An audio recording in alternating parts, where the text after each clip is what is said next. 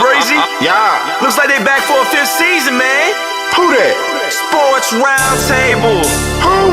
SRT Crew. Whoa. SRT. They got that realness flowing in they DNA. Damn you lame if you ain't tuned to SRT today. HO got that payload when he say so. What you betting on? Don't get mad at me on fantasy. Break up Kyrie LeBron. I be smooth as sports superhero Hancock in the mix. Deal with roll tide forever. Real talk, you know who he gon' pick. See where I be with SRT behind the glass. That G-Money. Mayweather strong. I never lose. 6-man elite. That's J Smooth. All you other sports radio shows is fake news. Believe that. Turn up your radios, cause it's time for SRT Radio. Yeah. Yes, sir. What up? It is Sports Roundtable. It is that time to join us and get turned out and get on to your sports tune, because Sports Roundtable is in the building and it's 7 o'clock. Happy SRT Wednesday. Happy Hump Day. I'm your humble host, H.O. from Bankhead. And as you see, I got a quartet of guys with me this evening. Yes, so we're going to do the Braves report, but he's in here early. Going to talk a little NCAA March Madness with us. We got my main man, Bowling Bob, is in the house, ladies and gentlemen. Good to be back. I was missing y'all. There you go. Yeah, man. Yeah, good to be back, bro. I see. Show everybody what kind of jersey you got on. Let everybody know how you represent. Got a very, very rarely will you ever see me in an Atlanta Falcons jersey, but with my guy Penix being drafted by the Falcons, I had to represent. It's my first Atlanta Falcons jersey, so we had to make it work with Michael Penix. Okie doke. And ladies and gentlemen, it is time to celebrate because we got a birthday guy in the house. We got to say happy birthday to my main man, Mr. Ace Brown. What's going on, Ace? Happy birthday to you, bro. I appreciate you. Thank you very much. How's everybody doing? What's going on, Coach? What's going on? My man right above me in the square. How you doing? Nice to meet you, sir. Nice to meet you too, my friend. Yeah, man. We good to go, man. So you took time out to jump on the show instead of going to dinner today. I'm sure you got some plans for the weekend. Every once in a while, she lets me talk sports. Hey, I'm getting a little older, man. So I gotta plan them days out. It ain't no, it's still a school night. So I gotta rest up. And down at the bottom left, I got my main man, Coach, is in the building back with us, man. Coach, what's happening, man? You good to go? Hello, young man. How are you?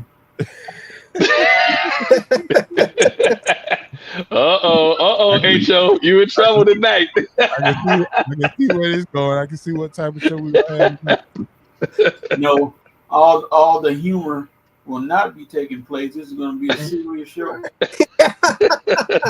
Now I know why you brought me on for this show, H.O. You need backup. There you go.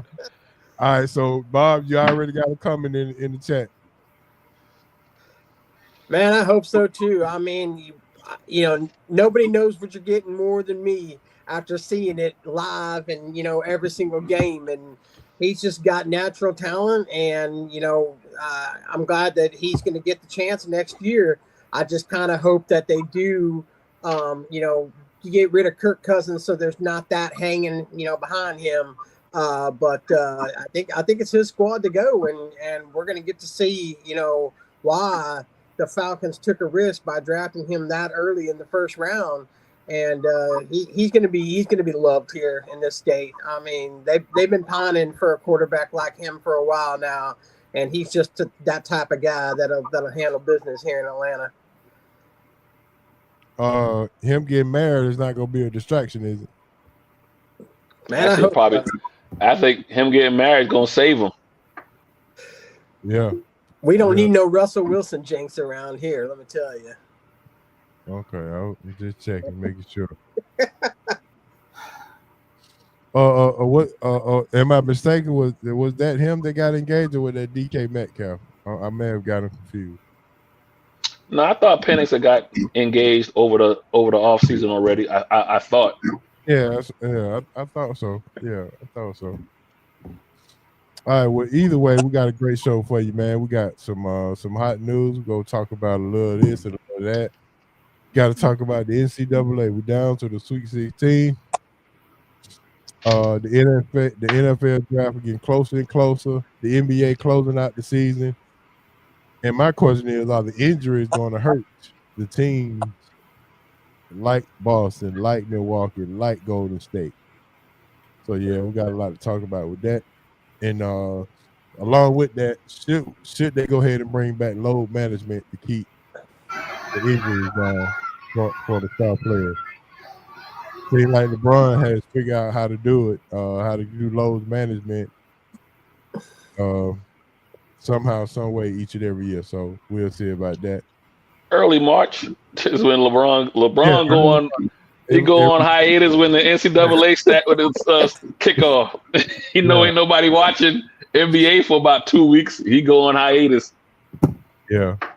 And coach, if you sad about anything, it got to be about Juju. It's a terrible thing to happen to her. Oh man, yeah. Does USC hopes go down the drain with her going down, or can Kiki carry the team? No comment. No comment. I'm sure we'll get back to it. Well, it's just devastating. She loses a whole nother year too. We're not just looking at the short term thing. You lose. The 6 to WNBA, 9 months. Yeah. Yeah, the WNBA loses something too. You know what I mean? So,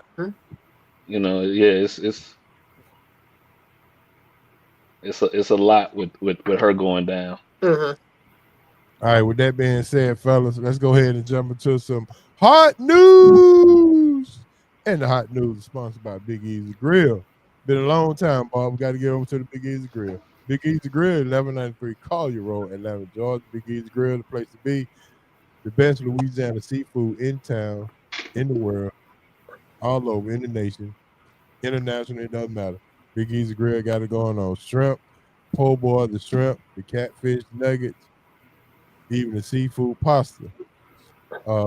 Beignets and all that. So go over to the Big Easy Grill and let them know Sports Roundtable Essential. Mention Sports Roundtable SRT. Get your 10% discount in a meal, $25 or more. All right, fellas, it is time for the NFL draft is getting closer and closer. So with the signing of Russell Wilson by the Giants and Winston, does the Giants go quarterback for the future, or do they go defensive end from Penn State? How do you see the draft going at the top now that all these moves are being made? Bob, we're gonna start with you since you're fresh. Well, I think Cam Ward's pro day, kind of changed the outlook of things. I mean, he's pretty much solidified him in the number one spot. The difference is who's going to take him at number one. I mean, Tennessee seems to be excited with him, but everybody else that was there was excited with him too. So the price for that pick just went sky high. So I know that one team that's been talked about a lot this week has been the New Orleans Saints. In fact, their Vegas odds went from 200 to 1 for picking, having the number one pick, to 20 to 1 in Vegas this week. So obviously, a lot of people are talking about them grabbing the one, but the price has gone up. So with the Giants, I've always thought, Travis Hunter's that guy for them. It makes sense. I don't think they're going to go quarterback based on, what you just said with them, picking up 2 quarterbacks. If maybe they just picked up Russ, then, they may have had him and then, had Shador to sit, for a year behind Russell Wilson. But doesn't seem that way.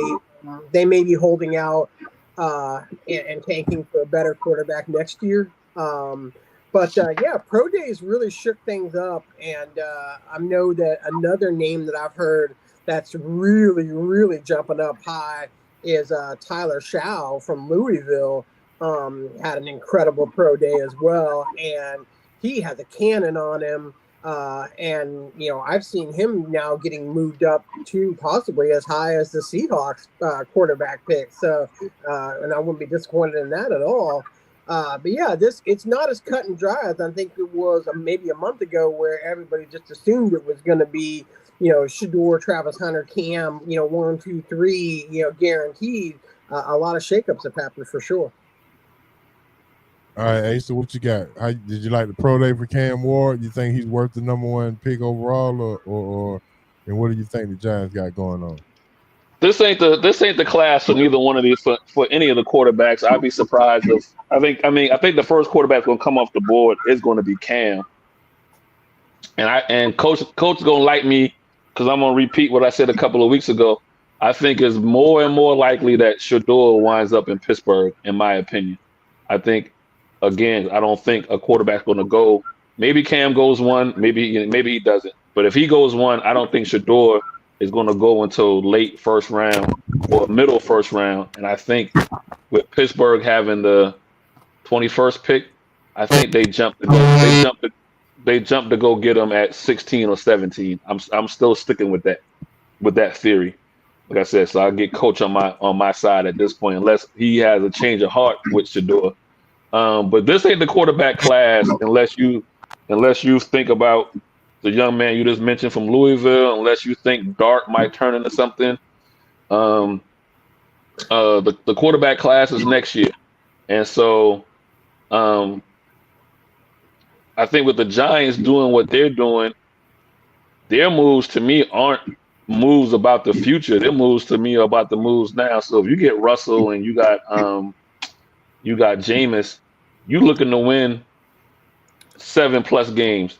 If you're looking to win 7+ games, you're not going to be in the quarterback conversation next year. You see what I'm saying? So I think with the Giants making their move, they've kind of told you what they're going to do with their roster, which is get whatever the best player is at their pick. But to me, it won't be a quarterback. So that's what that move tells me.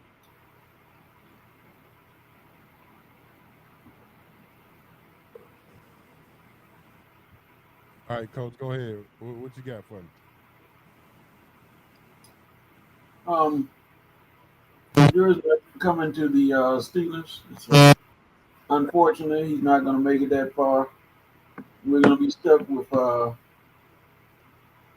Aaron Rodgers for the conceivable future, which concerns me, but it should concern every Steelers fan. And Ace, I truly respect your opinion. I think you might be wrong just for this time. No, it's no problem. I'm asking. So where do you see? Where do you see Shador going? Because the Giants decided to get 2 quarterbacks, so I don't see them picking a third, and you have 2 bridge quarterbacks and a young guy. That makes no sense. You know what I mean? Asa, I have to say this. I didn't ask you to respond. What? That was not a response question. And the Giants are going to cut DeVito and Drew Lock. And I think he's going to be gone. They're going to make room for Shador. And Shador will be with the Giants. Maybe the Cleveland might pull up an upset and don't get Travis Hunter and get Shador. Their situation is dire with Kenny Pickett and maybe Deshaun Watson. Maybe they'll pull him. So he's not going to last all the way to us. If he lasts all the way to the Steelers, that would be some sort of miracle that they better jump on. But we'll see. Oh, and Asa, I can give you a chance to state your opinion next time, okay? Oh no. I actually think that the Steelers have shown a little bit of interest in Quinn Ewers, And that might be an option for the Steelers. He's I don't think he makes it that far either. I mean, although there's been guys before that I've seen where I hear all the time top five, and then they do drop like that. Ben Roethlisberger, is an idea. Talk about Steelers, but here, I just don't see Shador. There's going to be someone that's willing to take a shot at him, especially this year where, other than maybe Cam Ward, you don't have a for sure instant starter in this class. So, I think he'll still go. I mean, but you just have to look at, the needy quarterback teams, and so, once he gets past those needy quarterback teams, if he doesn't get selected, there could be a free fall down. Bob, are you an avid bowler? Yes, I am big time. What's your high score? Oh, I have multiple 300s. Oh, you do? Okay. Yeah. Well, I'm going to ask you to stick to bowling because I'm not going to allow you to desecrate my Steelers and say they're getting Quinn Ewers. If they get Quinn Ewers, basically I will be in the portal. Who do you want them to have as quarterback? If it's up to me, I would have stayed with Wilson, but since they decide to let him walk, now you got to deal with Ron, and maybe they'll get in the draft. I don't know if there's anybody whoever you get, they're gonna be a 1 year sit down and watch quarterback. A lot of people like Miro, a lot of them don't. He's one of those that I like. I mean, he's running a 4.340. Uh-huh. So you can't beat that, but his accuracy is suspect. So Ho, are you back on live, sir? I think I'm back online now. There he is. You were disappearing. Yeah, I'm back online now. I had my microphone went out and all this other kind of stuff going on. I had to switch to my phone, Coach, just like you had to do sometimes. Okay. Dez. There is no humor tonight, Dez. You can erase those humor marks. There's no humor tonight. There's only very serious and gut-wrenching conversation. Nothing else. Those guys can provide the humor side. I'm going to provide the real side. And I'm glad you're back, H.O. I called you Ho, but it's H.O. I'm sorry. I apologize. It's all good, man. It's all good. Didn't get a chance to hear a lot what y'all had to say, but I saw the lips moving, so obviously it was pretty good. Do you need me to recommend a headphone specialist for you that they can work? Yeah, I don't know. Maybe I need to restart this thing every once in a while. Okay. But I did hear that the quarterback out of Louisville, Pittsburgh, may be in the ball game for them as well. Well, nothing wrong with everybody spreading rumors. That's why Time Social Club had a song out. No one they can spread rumors all they want to. He's not going to be a part of our team. I'm going to because I'm a little fed up with the rumors of every time somebody pops up, they're stealing. Brandon Ayuk stealing. Deebo Samuel stealing. Aaron stealing. Justin Fields stealing. Joe Montana stealing. It's all everybody. Every time somebody pops up that's on the free agent market, they want to go to Pittsburgh. Pittsburgh is not going to get everybody. So, Tyler Shaw, he's a big kid, and he's a pretty accurate kid, but he's not going to be with us in the first round. I'm sorry. I'm here to tell you, Coach, if the Giants, if everybody's feeling that Tennessee's going to take Cam because the Tennessee is out, they're not sold on Levis. So everybody thinks Tennessee going to take Cam at 1, and then now you're going to and then somehow during the draft or right after the draft, they're going to have to make a move to let Levis go, right? After Tennessee, again, the Giants just went ahead and brought in 2 quarterbacks. Not one, but 2. So Jameis and Russell. There is not a team from 3 to 20 in the draft that needs a quarterback. Well, could you roll them out? So I'm just going to go right now as far as in order. Tennessee's 1, Cleveland's 2, Giants are 3, Patriots are 4, Jacksonville is 5, Vegas is 6, Jets is 7, Carolina is 8. So right there, if he doesn't go to the Giants, we're already at 10. Well, who is Vegas quarterback? Vegas is they Geno. got Geno. Yeah, they just took Geno. So wouldn't that be considered? Shador might not be starting. They could bring him in as a backup in case Geno is not. Geno is young, and you got to remember who you just got as your coach. They just brought in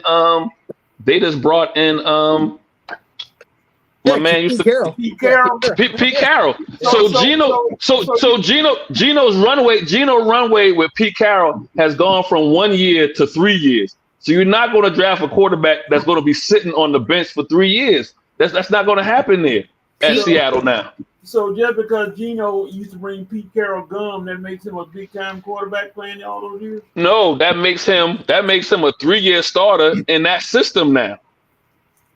Pete Carroll's going to load up the line so he can run the ball. That's correct. I don't need to waste a pick on a quarterback when I already got my guy. Okay. So that's why I keep saying if the Giants don't take him and don't take Shador, and this move that they just made to me indicates then they probably won't. Shador drops now to the mid teens. Hey, Joe. Yeah. I'm gonna question you. Where you call me on this show to talk sports? Where do you get these guys from? I'm gonna stop. I'm finna. I actually think Shador to the Steelers is a perfect marriage. I think out of all in this year's class, so let me ask you this, Coach. Let me ask you this. 2 years, if let's just say Aaron Rodgers, this is not his second team, right, since leaving Green Bay. He got hurt his first 20 minutes in New York. That's a year gone. Then he just spent a year with the Jets, and it didn't seem so well. If he goes to Pittsburgh, as all indication is showing, you at least know he got a year, right? So and if you got a year, and with Tomlin never having a losing season, so you got to assume he's going to be 9-8, 10-7 again, and you're going to be right here in the same position next year in the draft, somewhere between 15 and 22, drafting or whatever. Or you're not going to be in position next year to move up as high as you need to with the likes of Manning coming in and a couple other guys who are better than this class. Shador is your best quarterback this year, and if it was next year, he might be your top 3 quarterback next year. So if he's there at 16, 17, 18, move up and get him. It's a 2-year, to me, it's a 2-year outlook if I'm the Steelers with your quarterback. With Aaron Rodgers being there, probably again at the most a year, but probably 2 years. But because you know Tomlin's going to coach a team to be 9-8, 10-7, you're going to be in no man's land when it comes for a pick. All of you, well, I can put it to the state, everybody. If Arch Manning's last name wasn't Manning, raise your hand if you think he's gonna get drafted in the first round. Okay, I see. No, yeah, Archie's good. His name magnifies him, but he's actually good.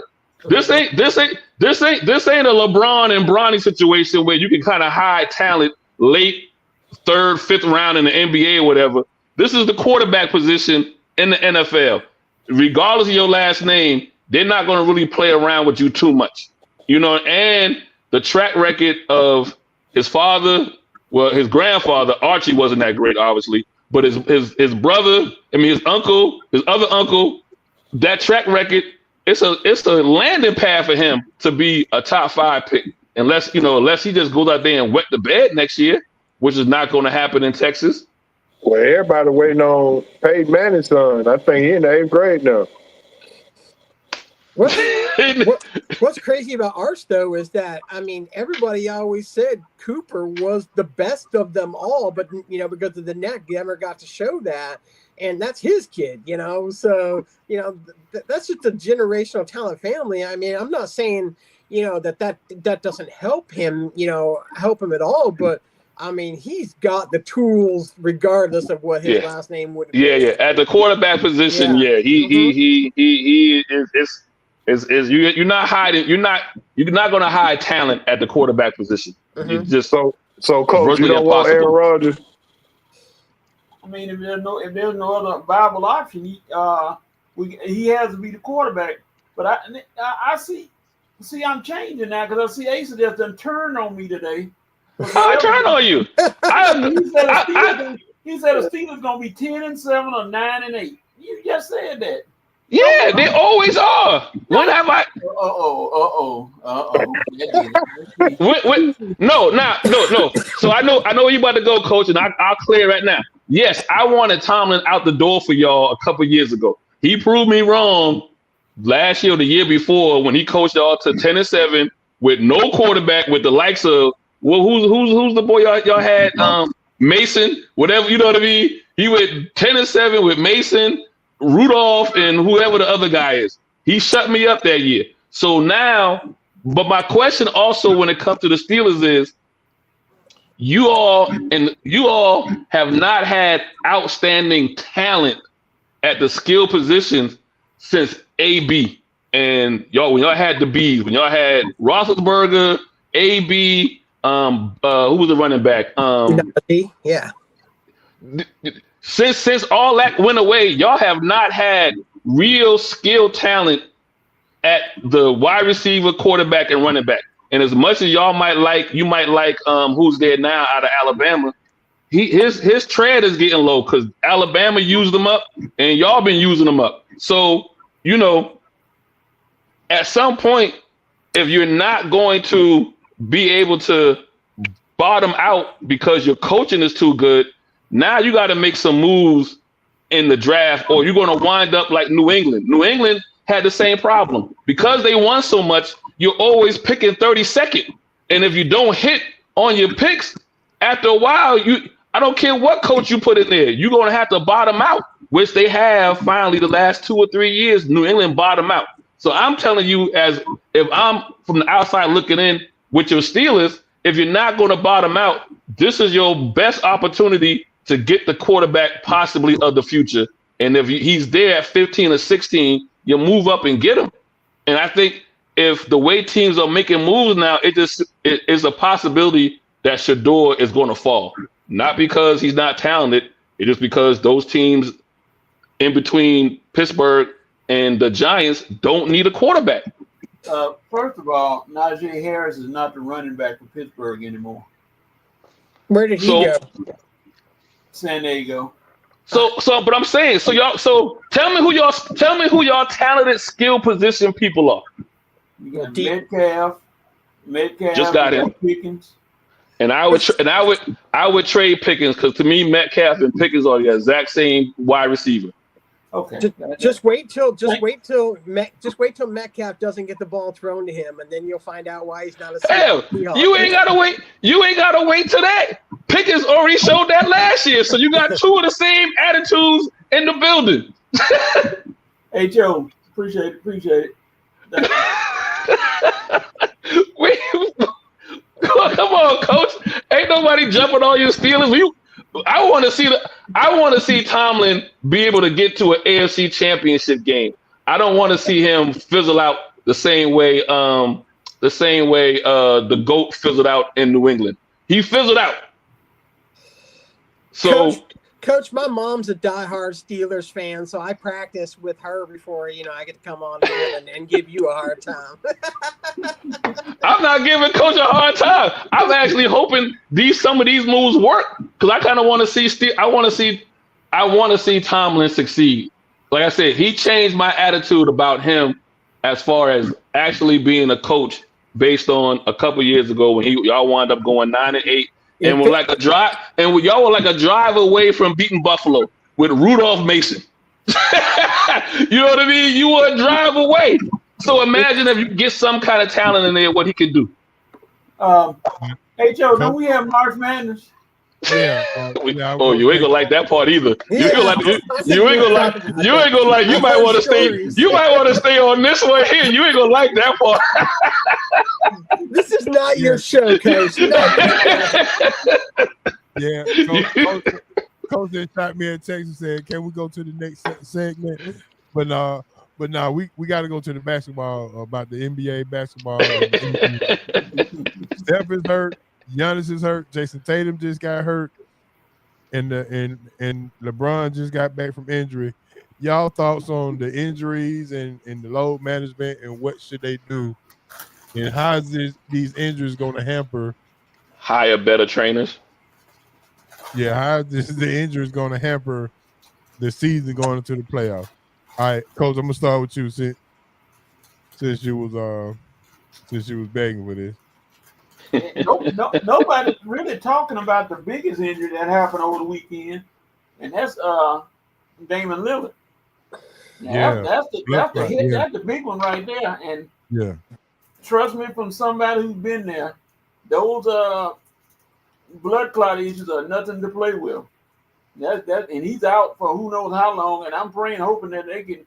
I know they shoot him up with they get those blood thinners in there and try to keep it and dissolve that blood clot, but that's a serious injury. That's the same kind of injury that took out Wemby, right? The same kind of injury. Yeah. The blood clots. Milwaukee has actually zero chance without him, and there's no need of trying to sugarcoat it.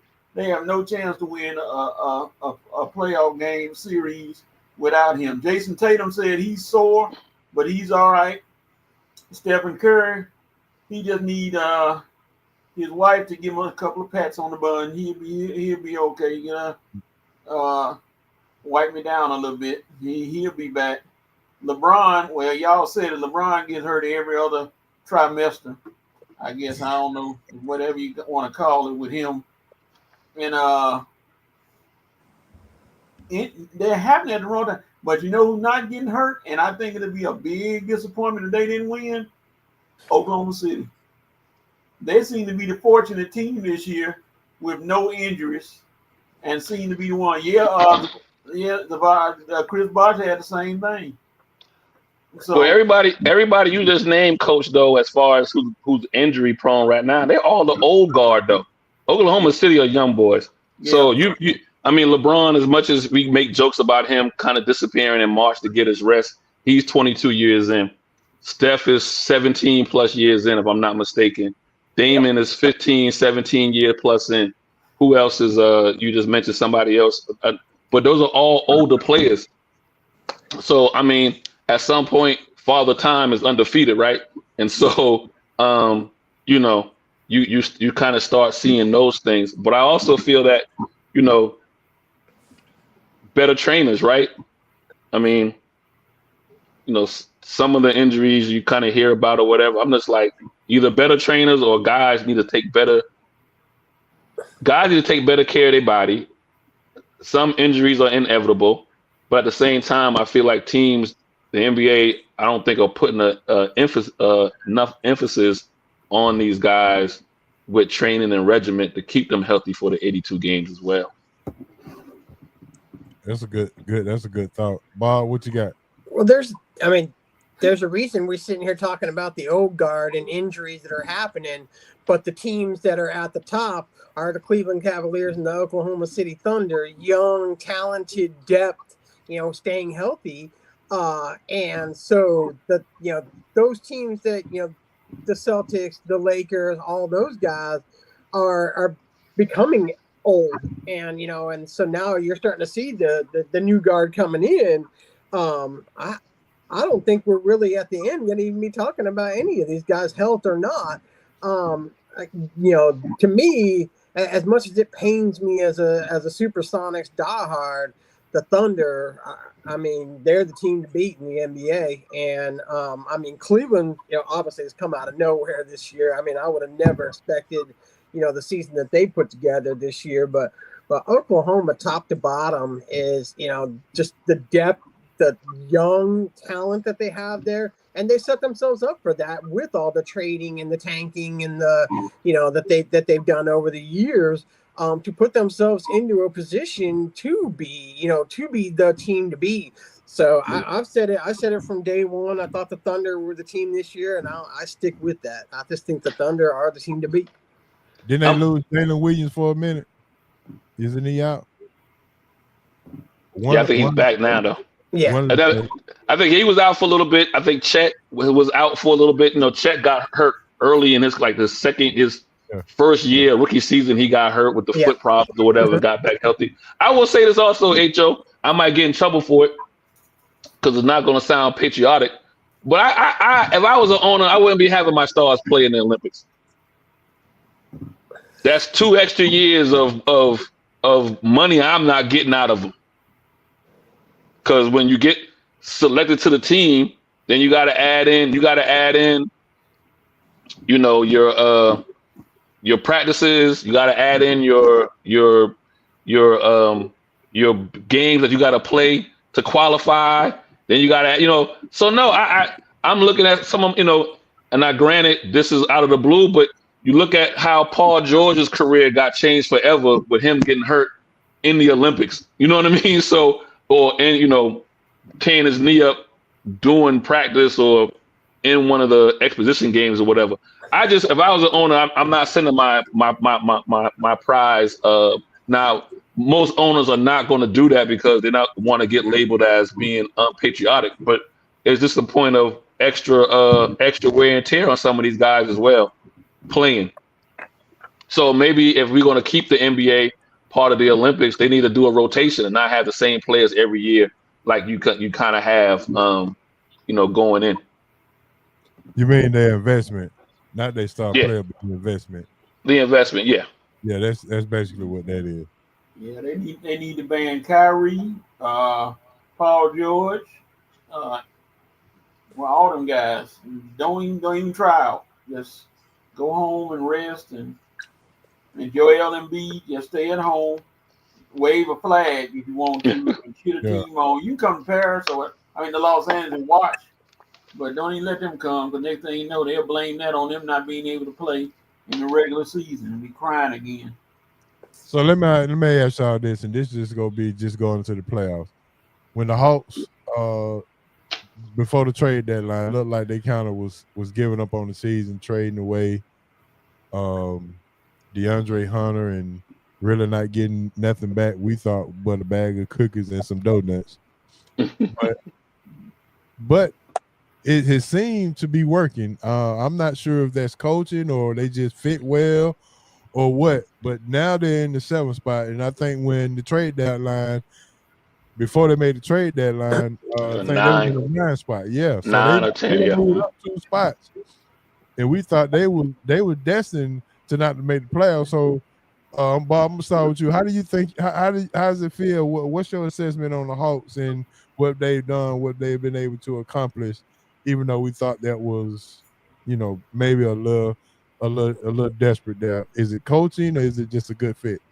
I still think that the best move the Hawks made is still in the offseason. I mean, Dyson has been lights out on the defensive end of the ball, which is something that the Hawks, still sorely lack. But he makes them that much better on the defensive side of the ball. I mean, he's got a great chance at Defensive Player of the Year. He's just been so good for the Hawks. But man, the Hawks are what they are, a 500 team. I mean, I don't know why. Are they improved? Yes. I mean, Ressachet has been a good pickup for us. Would he have been a number 1 any other year? Doubtful. But but he was the best option for the Hawks in this draft, and I thought he's done well. You know, we talk about coaching. Yeah, coaching's been good, but still baffling decisions are made. I mean, we look at the last game when I felt that, you know, Reshite should have played more minutes, and he didn't play hardly at all, you know. So there's still some baffling decisions all the way around, but I've just come to expect that as, you know, being a Hawks fan now, is that, you know, there's never 100% commitment to the defensive side of the ball. I'll rag on Trae Young to the day I die for that, but you know, he can put up the 30 points. I love him. He's one of my favorite players in the game. I just wish he committed to the defensive side of the ball a little bit more. So, you know, they're exactly where they, you know, where I thought they should have been at the beginning of the year, a 7 or 8 seed, and that's what they're going to be. So they're not going to beat any of these two teams that, you know, even, you know, right now it'd be the Celtics and, you know, obviously the Cavaliers and the number one. So, you know, they're not going to beat any of those two teams in the playoffs. So, I mean, did they improve this year? Yes. Do they keep needing to improve? Are there other moves that need to be made? Definitely. Has it been shown that players want to come to Atlanta to make that happen? No. So I don't know what the Hawks can do other than continue to draft well. That's going to, you know, to make them in that upper echelon of teams. All right, Asa, what you got? You think They're the Atlanta Jazz. Atlanta Jazz. Okay, go ahead. The Atlanta Jazz. The Jazz. You look at what he had when he was in the West. I think the Jazz might have topped out at one point. Maybe they were a 4 seed. It was the best they ever did, but they always was a 5 or a 6. This is what Atlanta, you know, when they finally turned the page and was stopped trying to become the Atlanta Warriors, in this hire, they're becoming the Atlanta Jazz. And so they're exactly where they're at is based on the team that they've built. You know, a 7 seed. I don't think nobody really understood the jump that the Detroit was going to make. But Detroit's been playing ball. Cave and them are, you know, way ahead of the timeline. So there's some more twerking that needs to happen with the team, with Atlanta. But I will say this though, Bob. I think if Atlanta has played Boston and the Cavaliers probably the best out of all the Eastern Conference teams this year. I want to say they have a 500 record against Cleveland, and I think they might have a game head to head against Boston. So I'm not saying they would beat either one of them in the playoffs. What I am saying is instead of that series going 5 games, Atlanta could take it 7, and that would be a problem for either one of those teams moving forward in the playoffs, because whenever you got to play extra games, that's never good. So, you know, but I think Atlanta's right on course for what they're trying to build, and let's just see if they can make another move in the offseason and add to the roster next year. But they're gonna probably still be at 7, have the play in, should be able to beat. If they stay at 7, they'll have the home game playing, and they should be able to beat Orlando, or it would be Miami. I forget how it goes. And then the next game would be at home, and so they would wind up having the, you know, being at 7, and the 7 would play 2, which would be Boston.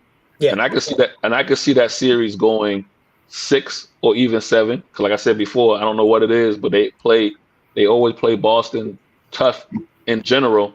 And then this year, I believe they got the head-to-head. I think they got a game up on Boston. So the Hawks are always built to compete. I mean, they're not a team that you're gonna, you know, just fresh sweep out of the playoffs. You know, they're which is, you know, one thing that I like about you know, Quinn and everything going on there is that, you know, the team does compete well. It's just you look at the talent disparity between us and, you know, the top teams in the league, and you see that disparity. And like you said, it's just, we are what we are. And that's, you've got to accept that if you're an Atlanta Hawks fan, that, you know, this is what we get. You know, this is how this team has always been. You know, it'd be nice if we could make that jump up, but, we can't set that high of expectations around here because we know better than that. Hire Danny Hurley. Hire Danny Fair. Danny Ferry back. Hire him back.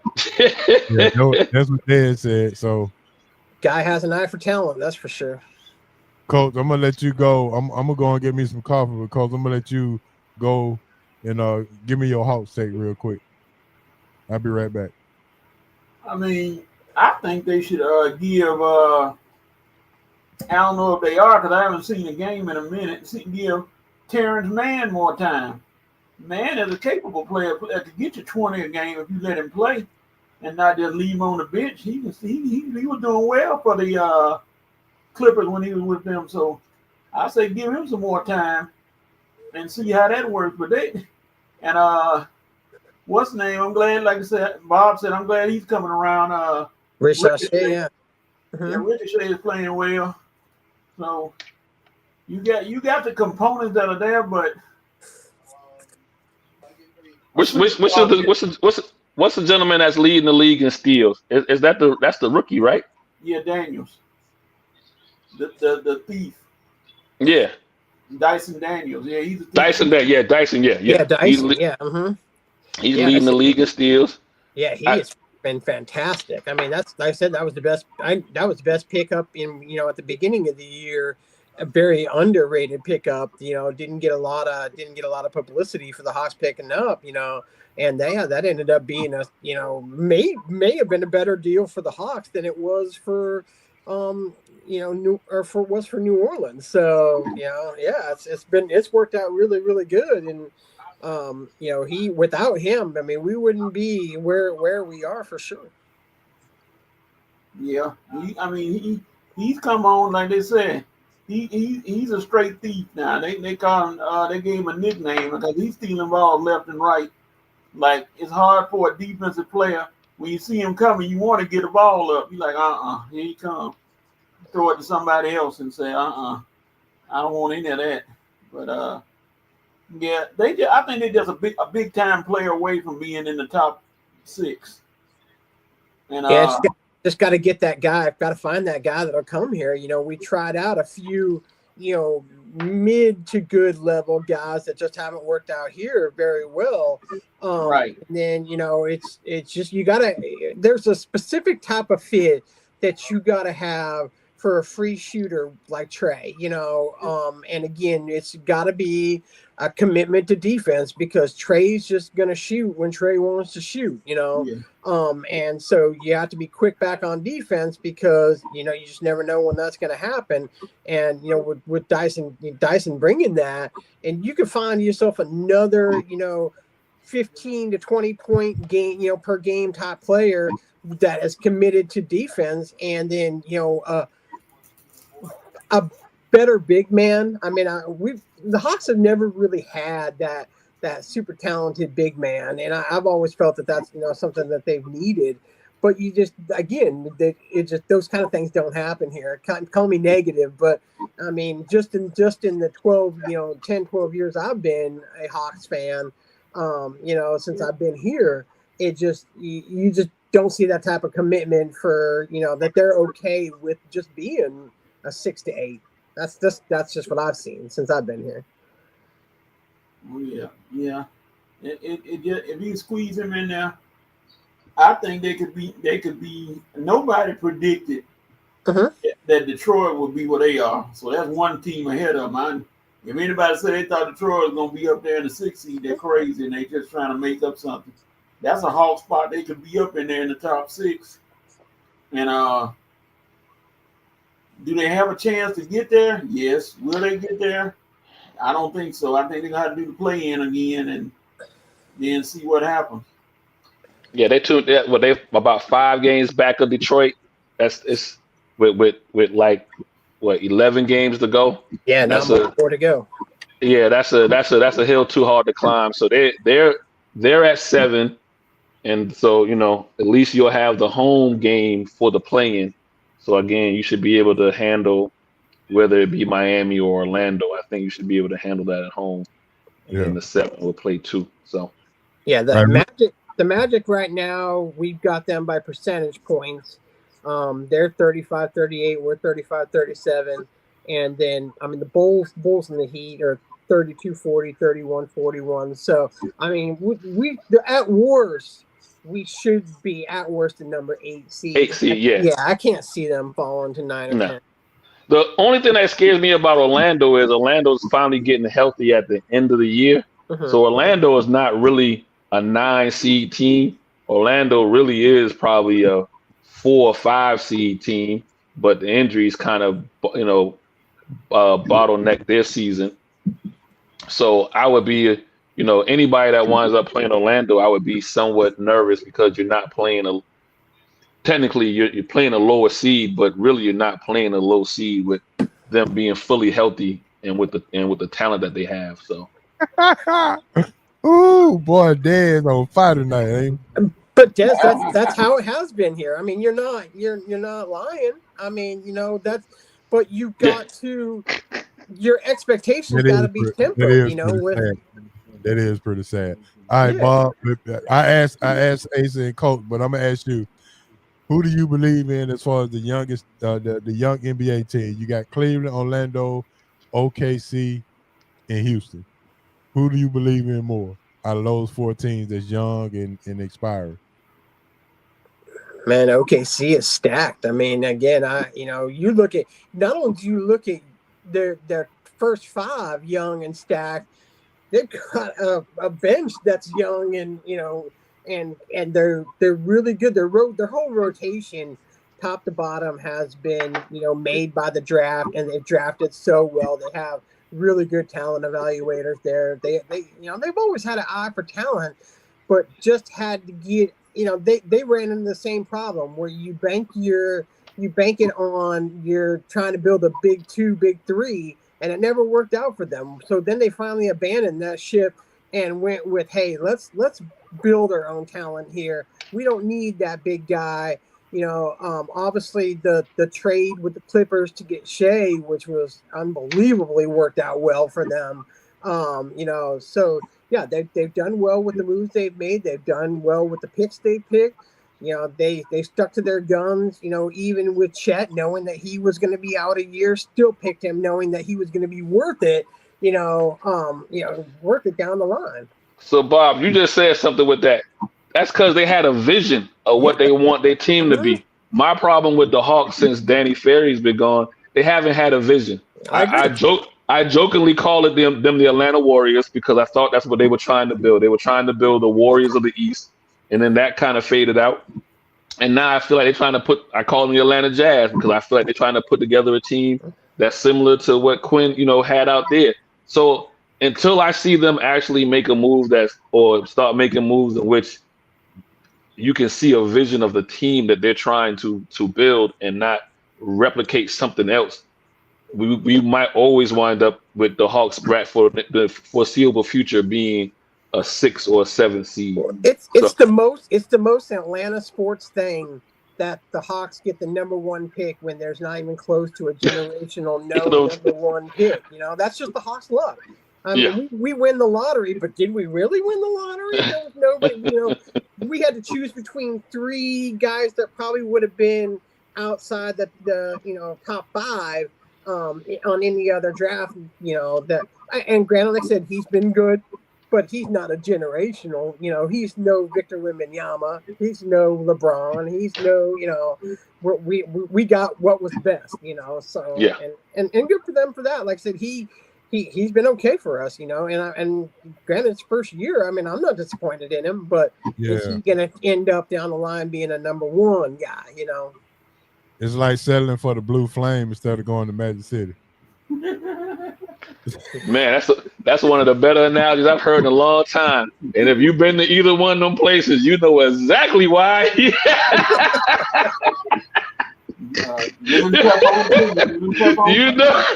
You know exactly why. Now, is it bad if you know what both of them are? Nah, it's a good thing.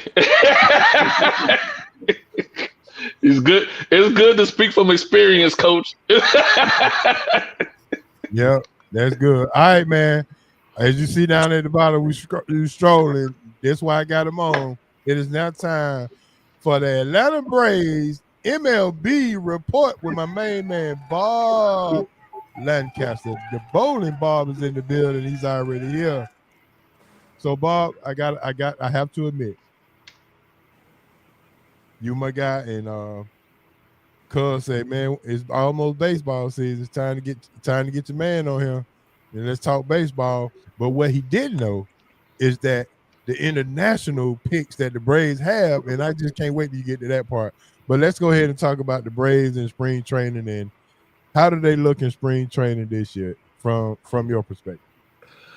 I mean, they look good. I mean, they're a top 3 team, and in all of baseball, top 2 team in the National League. And some people have picked them still above the Dodgers. We didn't lose anything, we just didn't gain anything. And in true Atlanta Braves fandom, we can't be blessed with what we already have. We got to go out and get something more, and that didn't happen this year. I mean, we made the one big free agency pickup in Jurickson Profar. A guy that 3 or 4 years ago would have been like, oh man, why do we pick him up? Last year had a career resurgence in San Diego, and so he he'll be a good upgrade for outfield, which we desperately needed an upgrade fill in. But we just didn't address, some of the problems at shortstop, especially. I felt like we got a little weaker, especially with the injury at catcher. That didn't help at all. But it's still the same guys. We got Strider coming back, which is just like picking up a top tier free agency. It was good to see him get on the mound and just, be Strider of old, you always got to worry about Chris Sale, holding up with his back for an entire year. So depth is definitely, a concern, but yeah, we look good in free agency. I mean, in spring training, so again, we're not headed for a free fall. This team is not, has enough talent and enough stars that, and then guys coming back, again, Acuna will be back soon, so the concern that I've been seeing online about why don't we get this guy? Why don't we get this guy? Man, the Braves tried. Trust me. I mean, how many times they hit you up in this offseason, HO be like, hey, man, I hear we're close on this guy. I hear we're really close on this guy. We had a lot of failed physicals. There was pitchers we brought in, 3 of them that I heard that failed physicals, and so we didn't grab them. And the market this year was immediately turned around and not in the Braves' favor. The Braves aren't going to just spend money just to spend money unless it's a right kind of fit. And the money thrown around in free agency, especially in the pitching, Kansas City made their, I can't remember his name offhand, but they gave their pitcher a huge deal. And I think he's had 1 winning season with them. And so, it was so that, the pitching market got turned around money-wise real quick. And so I figured, I knew we weren't going to get no top-tier pitching.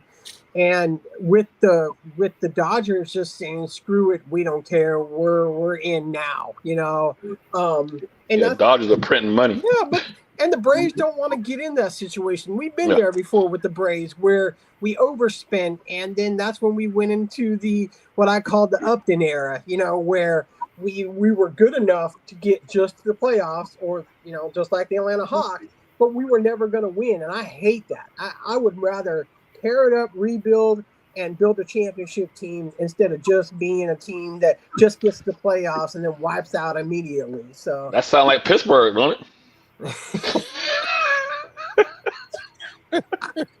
As much as I hate Mike Tomlin, we could go a long way.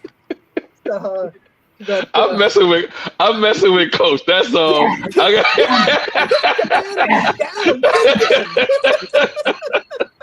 But yeah, no. Again, we're not going to see. Go ahead, Bob. Go ahead. We're not going to see a decline with the Braves this year. Again, they're going to be there. I fully expect them to win the East again this year. I mean, the Mets obviously made the improvement with Soto, but we've seen how the Mets do. They fold when it comes with the pressure. So, I still have high expectations, and I think they're going to hit them. Who in the spring had a good spring that we don't know about? Well, I mean, what about the kid that made the team, Drake Baldwin? I mean, he stepped it up when it was time, when we were out there looking for a catcher. I mean, we signed James McCann as backup just in case, but we needed someone, to fill in with the loss of Travis d'Arnaud, which was huge. I mean, again, were his numbers massive? No, his leadership and his catching and his big hit ability, was big for us. I really liked him. I thought that AJ Smith-Shawver had a decent spring. Trying to find someone that wants that number 5 spot in our rotation. There really wasn't a lot available to to win jobs this year. It was more don't lose the job. So there wasn't a lot of room for this guy, because we didn't bring those a lot of our minors for to spring training this year. So I think Drake Baldwin he's our number 1 prospect right now. Him and AJ Smith-Shawver are right up there together, and so. I'm excited to see him. It looks like he's going to be the opening day starter tomorrow too. So looks like they've got a lot of faith in him. And I hate that they started to give Sean Murphy the injury prone treatment, because I mean he's always been durable. He last year he did have the injury. This year, freak, he gets hit by a pitch. That's nothing on him, So I don't want him to start getting that injury reputation when it's not really, his, that's not his thing. But it's, we got to have a solid, solid second catcher if he is going to go down, because Chadwick Trump ain't going to win us no games. James McCann ain't going to win us no games. So I'm interested to see what he can bring to the team for sure. All right, so explain to us and tell us about Drake Baldwin and who is his comp.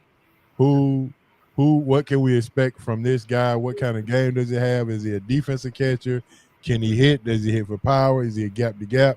What is it that you can tell us about Drake Baldwin? Well, it's like I told you before the show, he's our top prospect, but in baseball terms, he's probably not even a top 50 guy. My comp to him, which is funny because we had this guy, is Contreras. I think he has, can hit the ball. He hits the ball a little bit better than Contreras. Doesn't have the power, obviously. I mean, but who does? I mean, Contreras now is, power wise is one of the best hitting catchers in the game. So, defensive wise, he's really improved. That was always his knack. Being down in the minors, is that he had the bat. He was a great hitting catcher, but not the best framer, and really not the best defensively. But he's worked on that, and his improvement's been really good. I think I was reading he was top 4 in minors for framing last year. So that's huge. And again, you're not going to get to be the starting catcher in the big leagues unless you got the trust of your starting 5, and especially just your top 3 guys, that trust him. And you got to have a rapport with Chris Sale, because Chris Sale does not shake off the catcher. So, he lets the catcher call the game for him. And so to have, if that's where they go, tomorrow, and he gets that opening day nod, that shows that Chris Sale has put a lot of trust in him. So, yeah, I would say that he has a very comparable Contreras comp. But we just gotta see what he can do, up in the big leagues. There was, you can be as good as you want to be in AAA, but it's a big different game when it came to when it comes to the majors. So I'm curious to see how he does, and obviously they have enough faith in him to stick with him and not I want to say rush him up, but I mean he's up a little bit quicker than I thought that he would have been. I fully expected him to have won at least 2 third season in AAA before they did give him the nod up in the big leagues. But I mean, he didn't lose the job in spring training. He deserves to be here. So, do you trust our rotation going into the season? I wish we had a little bit of depth, buddy. I'm not gonna lie. I mean, that it scares me that once you get out of the top three, you've got, I don't want to say unproven guys, but they're young. I mean, you've got guys that struggled, with the Braves, and then you're converting a reliever to a starter. I mean, granted, Holmes did a fantastic job in the playoffs for us, and that's why he's getting this chance to become a starter.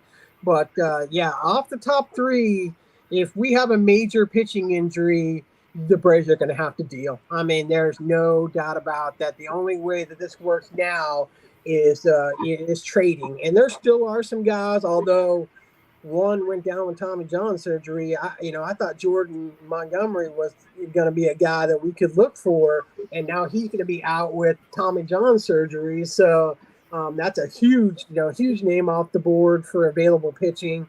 Dylan Cease still there. That could be a guy I could see the Braves possibly want to bring in the mix.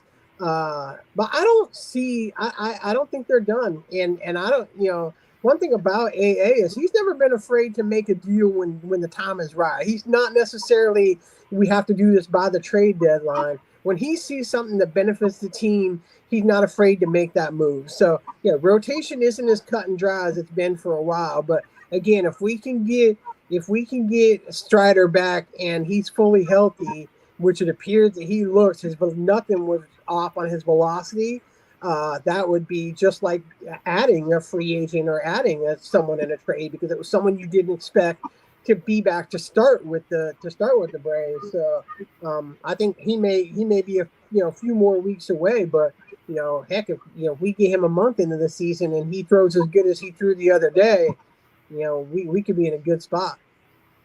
Yeah. Bob, what do you think about this guy in AAA in Gwinnett? Every time I see his name, he has the blue blood name. His name is Hurston Waldrop. Hurston Waldrop has all the tools. Got to have it up here.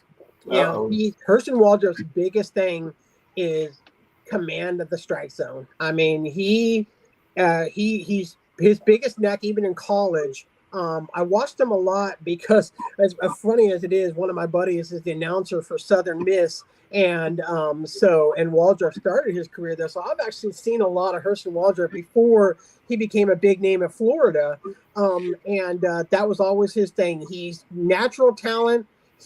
Could be as good as anyone we've seen, pitch for the Braves, but he's a nibbler, and when he doesn't get the calls, then the mental game starts to go away, and that's why, he's not in the rotation this year. They do want to get him a little more seasoned and throwing more strikes down in AAA Gwinnett. But, I mean, he's either a huge part of our future or he's a strong contender to be traded away, because every team that is calling the Braves is Hurston Waldrop's name is in that conversation to go. So if we were to make any kind of big deal, I mean, he is that guy that's going to go in a trade. Why did they trade? I'm sorry, H.O. No, go ahead. I was going to ask the same question. Go ahead. Why did they trade Ian Anderson? He wasn't going to make the team. I mean, that's just, and he's out of options. That's where you ran into with him, is that you can't option him anymore. Ian Anderson, his velocity went down 3 to 4 miles an hour after he had the Tommy John surgery, and it is time for a fresh start with him. It wasn't going to happen with the Braves anymore. And unfortunately, the Braves hoped that they could get his stock back up so we could get a little bit more for him. It just never worked out like that. What we saw from Ian in that World Series season, how great he was. He was such an integral part of that postseason. I mean, 5 wins in the postseason and 1.6 ERA. He was just fantastic. So, we can't take away, anything for how, what he did for us, but Tommy John surgery just sucked the life out of him, and he just never was the same, So good that he's getting a fresh start. I wish the best for him. Talk about not just a good pitcher, but a really nice guy too. So, I've met and talked to him a few times, And so he's one of them guys you root for when they're not, not on your team. But yeah, he was out of options. They couldn't option him down. There was no way that he wouldn't have been picked up by someone else if he tried to slip him through to get him back to Gwinnett. I'm sure the Braves would have loved to have had him back, but yeah, he was never going to slip all the way back down through. So they had to get what they could get for him, which was apparently a 7.67 ERA guy reliever from the Angels. So I don't necessarily like who they got for him. But again, his stock has fallen so bad that we had to take what we could get. Nacho Alvarez. Love Nacho, but I mean, again, he's where he's a great prospect for us. He's not even a top 100 prospect in all of baseball. We only talk about him because our shortstop situation is so poor. We try to look for a reason that we should have someone up there to take over that position. But he did nothing when he was called up to show that he's ready for the big leagues. They need to season him a little bit more. I don't see him being a Brave either. He's another one of those ones where if we make a move, he's got to be one of those guys to go. Why do we sign what is it, Verdugo? Good. Yeah, I thought that was one of the better moves we made in the offseason. Good depth move. We got to have protection. Because what's his face that we got from the Mariners last year, didn't exactly light it up for us. So, outfield is definitely Kelnick. What's that? Kelnick. Yeah, Jared Kelnick. Yeah, he's not like he didn't light the world on fire for us last year. When we had to go and immediately trade for Duvall to get some kind of production out of that. So, Verdugo's always been in a big market situation. So, I'm curious to see what he does in a smaller market and a more team-oriented place like the Braves. But I really like that pickup. There was. Of the moves that were made towards the end of spring training, that was probably my favorite one, but look, that's now it's all about depth. I mean, we bring back Craig Kimbrell, just as someone that could, after an extended spring training could make, come up and pitch for the Braves. Is he going to be the Craig Kimbrell we remember? No. But is he going to be a sixth inning, seventh inning guy that we need to get a strikeout or two? He could be that guy for us. We got to see. Again, he's not that 98-mile-an-hour fastball throwing guy we left out in the bullpen. While we lost and cost Freddie Gonzalez his job. But it was good to see him back. Again, the guys that we want that we can sit here and talk about, we ain't going to get them, so now you got to have the mid-tier guys like the Hector Nearises, those guys like that. And, that can make for a shaky bullpen, but when those guys are on, we could have another lights out bullpen. You just don't know. Dela Cruz. Another guy who's in the outfield, Eli White, Dela Cruz, and another infielder? Is it Nick Smith or somebody like that? Yeah. Again, those are just what was available. I mean, are they going to make an impact for us? No, but I mean, you got to fill out a bench, and those are guys that can fill out a bench for us. That's one thing.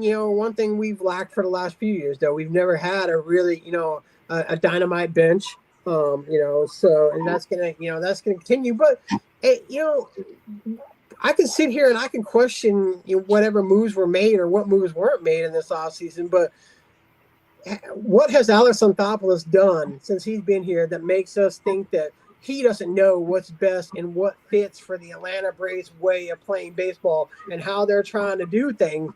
And so until I'm proven, till he proves me wrong, I'm going to believe in every single person he brings on this roster because he obviously sees something in them and that he feels that, hey, if it was bad last year, it can be fixed.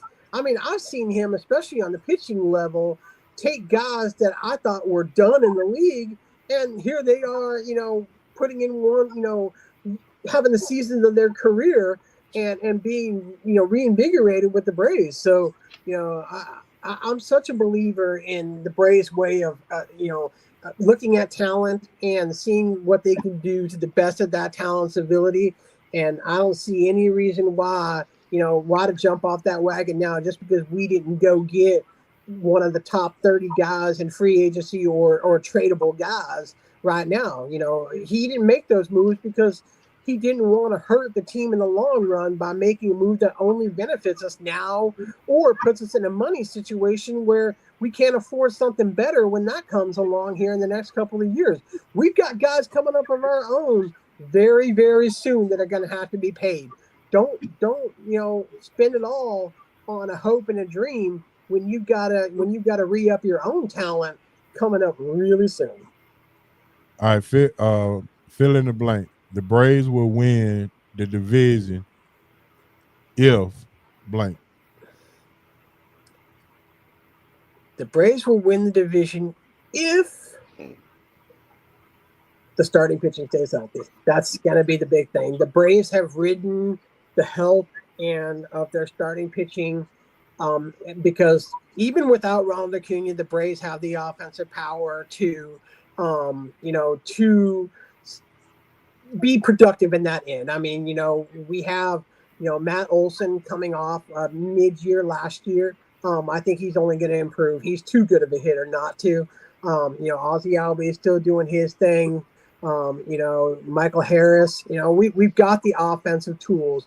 But yeah, if the starting pitching don't stay healthy and we got to go into the depth, we're in a world of trouble. I mean, and we're talking if the starting pitching don't stay healthy, we could go from a contending team to not making the playoffs because, again, the Mets aren't going to lay down in that division this year. I still think we're better than them, but they did make the free agency moves to improve their team. So, we just can't afford the health is the biggest thing. If the pitching is okay or good, top 5 in the National League, does Olsen, Riley, or Big Bear have to hit 40 home runs for us to be all right, or do all three need to have over 30 home runs? Nah. If you can have 3 or 4 guys hit 20 to 30 home runs, that's a recipe for a winning team. Is it wrong to say, to have ask Ozuna to do what he did last year? Yeah. Ozuna literally put us on his back last year and carried us. I mean, offensively. And so, I mean, I can't imagine you could think that he would have another year like that. I mean, if he does, that's phenomenal. I mean, that's just an added bonus for us. But, I don't think if you would have said, hey, Marcell Ozuna is going to be a top 5 MVP guy in all of baseball, we would have sat here last year at this time and all laughed and been like, yeah, the whole city of Atlanta wants that guy off our team. There's no way he's going to be a top 5 MVP guy. And, then he goes out and puts the season that he had. So, no, I think if you just have your normal 3 or 4, 20 home run guys, you have, the bounce back season from injuries, we'll be fine. Offense is not our problem. Okay. All right. Last but not least, let's talk about the international draft picks that we've got. You talked about the load that we got coming in, and Cuz is all ears right now, waiting to hear what we got coming in and how. Hold on here. I got notes because when it comes to the international, it was. You got to figure we got Diego Torres is the guy that I text you about when we, that was massive. I mean, he is. People have said that he is better than Ronald Acuna was at that age, and it is already a 5-tool player at 16 years old. ESPN. What's his name? Pedro Gomez says that could be the best 16-year-old player he's ever seen. So that says a lot about him. But not only did we hit on that, but we hit on Roddy Reyes, who's the Dominican pitcher that hits 100 miles an hour. And then I was telling you earlier, Alfredo Sina is a guy that's committed to us that isn't even eligible to even sign a contract until 2027. And he is, already committed to the Braves. So what we're benefiting from is having the Latin talent on the Braves, and so these are guys that these kids grew up admiring. It's hard to believe that these kids are admiring Ronald Acuna, because in our minds he's still he's still so young and so good. But these are players these kids looked up to when they were going through ball. And that really, really benefits us because they have that relationship with the same scouts that picked up Acuna and stuff. So they're killing the international market. And quickly, when you hit on the international market like that, and then you draft so well, we drafted Caminiti, so we're beginning to draft well. It's quickly going to change the farm system from where right now we're the bottom 5 in all of baseball for farm system to quickly move you up to top 10. And we're going to start to be able to fill in the blanks where we miss out as these guys age out with guys that we're hitting on in the pitching market. So, I mean, granted, these guys are still so young, but I think these are guys we're going to be talking about seeing in the bigs, as early as we saw Acuna at 19, 20 years old. So these guys are only going to be 2-3 years out right now. So yeah, they have really hit lately, and that's what you like to see, And we got to build the farm system back up, because if you start getting into, free agency, you get old quick. So successful teams in MLB are able to quickly revive their farm systems to make themselves better. You look at teams like the Baltimore Orioles. Now, right now, they're a prime example. They've been able to build their team back up through being trash for the last few years, but they've started to hit on all their draft picks. Detroit Tigers are another team like that. All of a sudden, they're starting to just hit on all their draft picks, and they're immediately becoming a playoff team, but their average age is 26 years or younger. So, and that's what for me, I always tell you when we talk about do you think they'll sign Freddie Freeman? And I'm like, I don't want them to, because those guys are going to get 6-7 years from someone, and I don't want a 32-year-old player. Max Fried is a perfect example of this. I don't want Max Fried to get a 6-year deal from the Braves and be 38 at the end of that deal, and we're paying him, and he can't throw a ball no more. You got to be able to refresh the talent like that, and that's one thing the Braves have been really successful at over this last stretch, where we've been as good as we've been. All right, there's a question in the chat for you, Bob. And the answer to that, because it's the honest to God answer, the Japanese players prefer to stay on the West Coast because it's a quicker flight to Japan. The teams you're going to see hit on those guys, the Mariners are a big Asian market. The Mariners always do well with the Japanese market. LA, obviously, but I think LA just was able to hit on that just because of the Shohei. That was big for them. I would say the 3 main teams that have a chance when it comes to Japanese players are Seattle, LA, and San Fran. You're very rarely going to ever see a Japanese player coming back east. It's such a long flight back to Japan, and they usually go home for the off season. All right, well. And we don't have a big. I mean, there's an Asian market here, but to your point, Bob, it's nowhere near as big as New York or Houston or, like you said, the West Coast markets. We have a Asian identity here, but it's not a big one. Well, you look too is because like I mentioned this earlier, the reason that we're able to get these Latin kids that commit to us is because we have that. They looked up to the the Acuna, stuff like that. Yeah. Whereas with the Mariners, like you said, Mariners ownership is Japanese. Those guys growing up, they loved Ichiro. They loved Sasaki that used to play for. So that's the teams that they watched. In fact, the Mariners, our broadcast, and same with the Dodgers, our broadcast in Japan, so you can watch those games. That's the two teams they mainly see on TV. So of course, you're probably going to be more geared towards liking a team like that. So that makes a big difference for because you got to feel comfortable, especially when you don't speak much English and you're away from your home.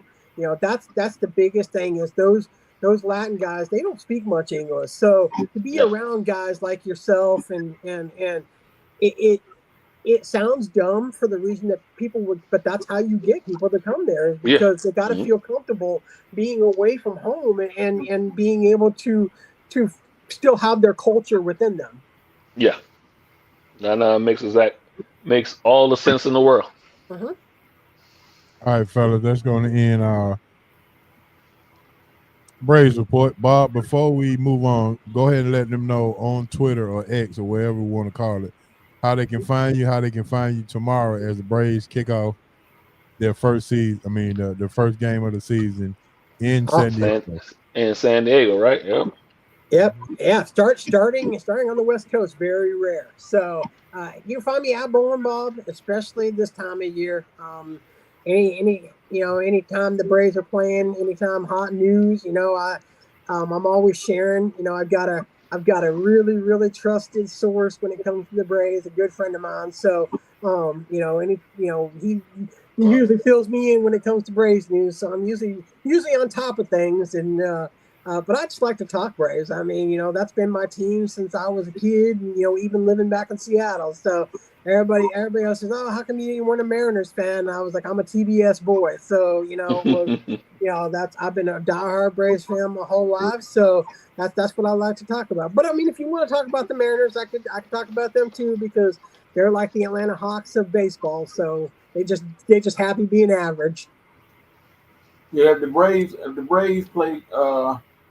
I don't think they are. I think they're gonna be ready. They're still missing those players. They play a poor game. There's no need to lie about it or think about anything. But I'm just gonna blame it on you, Bob. I mean, they lost. No, they with those missing pieces. The thing about them is fast start, get ahead of the game right now, and then once those other guys come in, we're gonna be tough.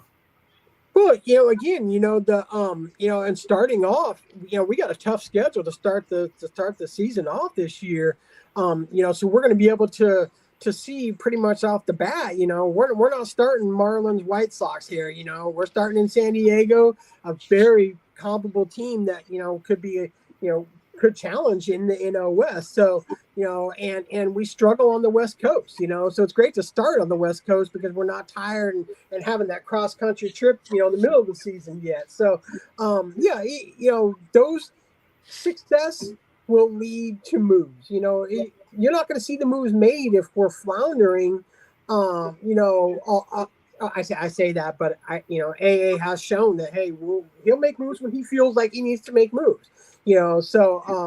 But he'll adjust. He'll see what we have, what we need to do, and if the moves are there to be made, he's never been afraid to make them. And like I said, that's why I love him so much, is because it doesn't have to wait for the trade deadline to make a move. If he feels the move is there to be made, or someone needs to be called up from AAA that needs to be called up from AAA, such as Waldrop, those moves will be made. He's shown that with like Michael Harris and stuff, that he'll do what's best to make this team better. Yeah. Did you read what Dan said, Bob? I'm having a hard time.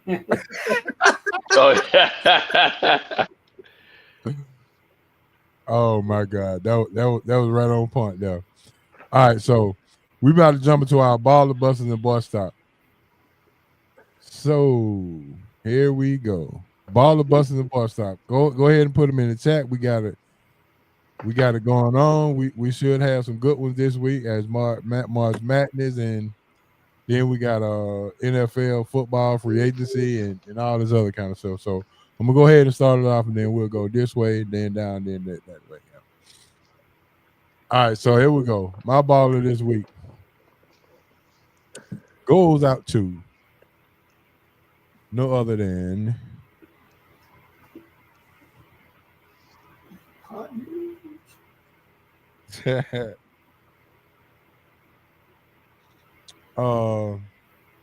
What's my lady name?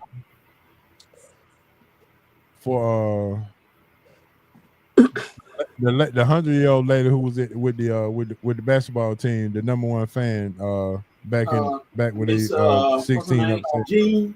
Sister Jean. Sister Yeah. Jean, yeah. She's with she turned Loyola.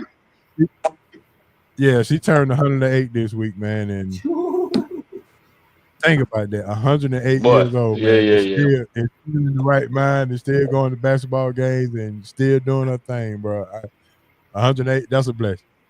So Sister Jean get my ball of the week this week for turning 108 years old.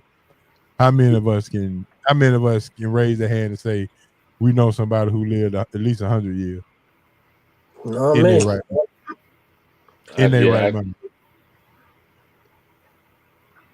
I just imagine you've seen some stuff if you live that old. Yeah. Oh yeah, I was saying. I'm thinking about 108. What have you not seen? Yeah. Exactly. All right, Bob, it's on you. Your baller. Man, I never thought I would say this because I ragged on this guy, and it's some of our earlier shows this year. But my ball is going to be Bronny, and he's picking it up. I mean, and to see his game improve has led me to believe that the Lakers are very smart for how they're treating him. Allowing him to do G League and see some of the game, but just not letting him get rusty. His improvement has been way better than I ever expected it to be, and I thought he had a great week this week. I think there was one game. I think he put up 30, maybe 40. He's been balling in the G League. I think averaging like 22, 23 a game. But he had his best NBA game just last week. Yeah, was it 17? Like 17. Yeah. Yeah, he's just, you can see the improvement. And that's what you want to see from him, is because when you have that aura of you were only drafted because of your dad, it's already hard enough. I mean, and then to get drafted by your dad's team, makes it doubly hard. And so anybody could have folded under that pressure, but he's ran with it. And I mean, if he's my most improved player of the year this year, so I mean, I'll knock on the guy all day long. So I'm going to give him this credit when it's due, and not so he's my baller. Cool, that's your baller. It's Lakers and it's James. Of course, it's going to be good. I mean, All right, Asa, who's your baller, buddy? I was trying to look the young lady's name up for USC who dropped 36 for them to get to the Sweet 16 after Kiki, yes, after Juju got hurt. So she's my baller for stepping up and filling in the shoes. That's when your right hand person, goes down and you step right on up. So that's my baller of the week is Kiki.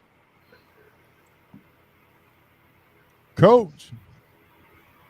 My baller goes to the man who I know could easily be, like I said earlier on my show, Mississippi Southern Deacon.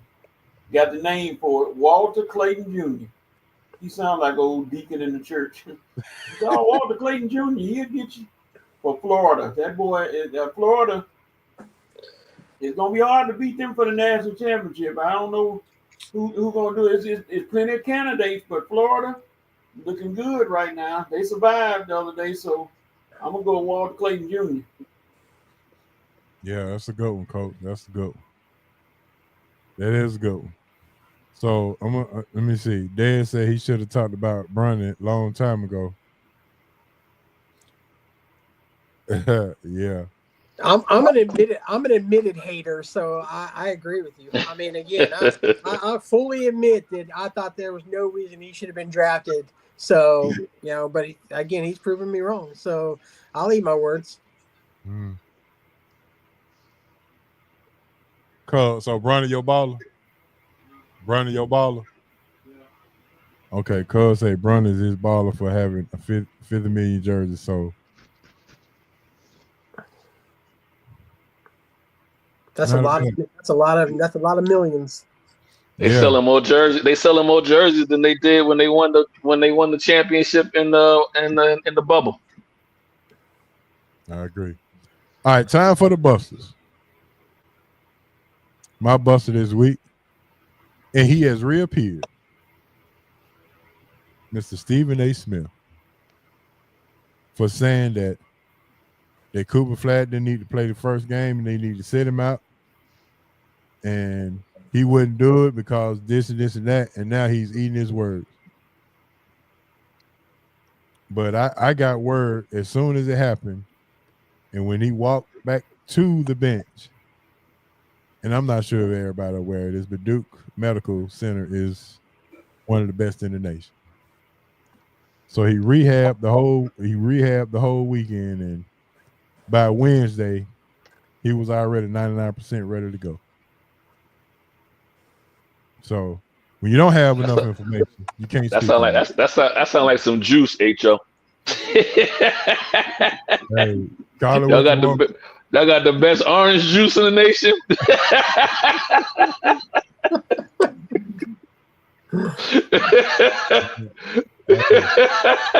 Long as it get up to number 6, they can have Kool-Aid all I care.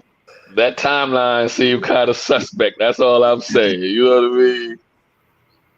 I mean, he just turned 18, so yeah, I get it. Yeah, you talking like he Wolverine. You know what I mean? All right, Bob. What is your buster? Or who's your buster? Oh man, I'm gonna go with Nikki Collin. Man, she come in here, she destroyed the dream, and now she's in there destroying Baylor. So I don't get it. I just don't get it with her. I don't know why it don't work. She has a reputation as driving players away from her. She's a sweetheart. I love her. She's a lot of fun to talk to. We had her on, our show on, a couple of times. She's very, but man, I don't buy her as a head coach. And Baylor basketball has gone from, being a easily powerhouse Final Four powerhouse squad to out already, so yeah, she's gonna get my buster just because Baylor has sunk to levels since she's been there, and again, she couldn't win with the dream, and she ain't winning there. Maybe she's just not a good women's head coach.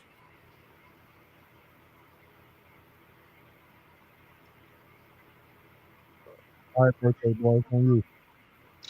I got 3 busters, but for all different reasons. So, Ashton Hall or whatever that guy that's on social media running around like he's Kang and taking the videos and his 8-hour morning prep, whatever. Please stop it. We don't care about whatever the blue water you're trying to sell. We don't care about putting banana peels on your face. We don't, you know what I mean? I know what you're talking about now. You big as Hulk, but I got questions about you doing all this stuff like big as Hulk, but we tired of seeing them. You know what I mean? Like, so stop it. Well, he a buster, but my Basketball wise, the buster was I told you I hope he would become a buster is Hurley.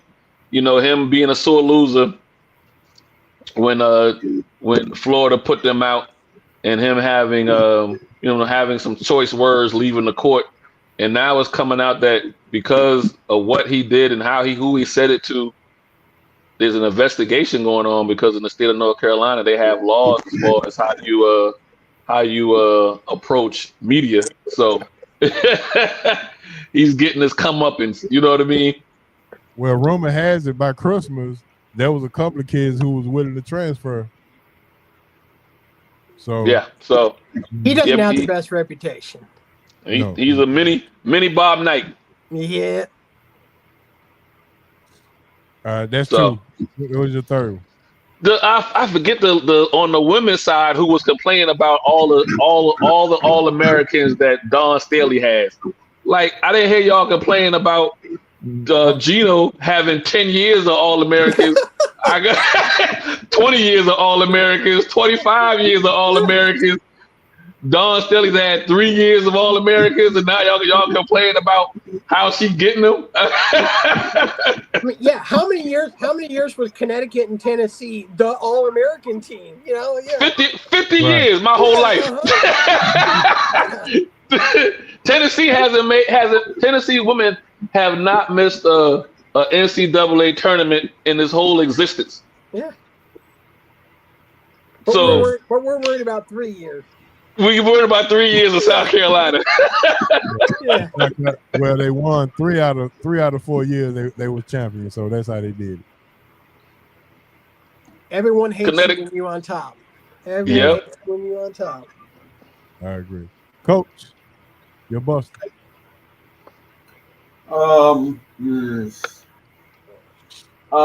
The two teams, Alabama, the female teams, Alabama and Maryland, both of them busters.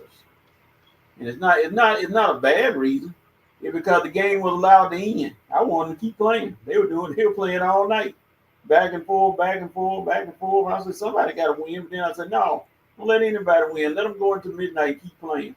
We're going to see who can hold out. I like that. That game was must-watch TV. And for a minute, it took a little away from the Carolinas and the USCs and everything. So I like that. Those two got the semi-bust award. It wasn't a bust. I just hate the game at the end. Mm-hmm. All right. Anybody got the busters in the chat? Let's go. I don't see any. No busters in the chat. All right. So it's time for the bus stop. This gonna be good, I guess. Oh, sure will. You got that right. Coach sat up for that one. You ready? He's back now. Yeah, he back now, boy. I tell you that much. This is a personal bus stop to me. The next person that starts a relationship podcast and not in a relationship, I'm gonna find them and do something to them. With that. I'm just saying. I mean, I'm so sick and tired of folks giving advice when you can't even prove what you're saying in reality. That's true. So for all those folks who are starting a podcast, giving relationship advice, and you're not even in a good relationship, boy, stop. Point blank, period. Now, they may be in several relationships. But even then, that ain't good, though, right? It depends on how they spend it. All right, Bob, what you got? I was just going to say, HO, if you want to stay from 9 to 10, we could just start our own podcast. We'll tell them how it really is. I'm locked in the bedroom here just so I can stay away from my wife. It doesn't get much better than that for a relationship podcast. Sorry, honey. Nah, you're not gonna have Sarah calling me and texting me. Yeah, we're not. Look, we both know that she let me do this tonight. So hey, neither one of y'all will be able to get anything. Yeah, she let me. Cause she gonna call ahead and mess whatever you got going on, right? Yeah, exactly. But no, for my voice. We friends on Facebook anyway, so nah. Yeah, you're good. You're good. Yeah, no, Asa took my boy stop. Mr. Hurley, you lost. A better team beat you. It wasn't the ref. Man, you had an incredible run. Props to you. That winning that many in a row is incredible. I mean, but it just wasn't your year. You got out NIL'd. So I don't wanna hear about it. NIL better next year and you'll be in the Final Four again. So but yeah, no, I mean, just stop. You got beat. I mean, that's just simply put. It wasn't the refs. It wasn't nothing. Play better. I hate, especially when you lose by 2. You couldn't have put a few more buckets together that so the refs wouldn't have screwed you. Yeah, I don't buy that one bit. He needs to stop with that. Don't you hate it when they try to say, well, he's from New Jersey, he's a tough kid, and his father was the same way. They just keep giving him excuses after excuse to be the way that he is.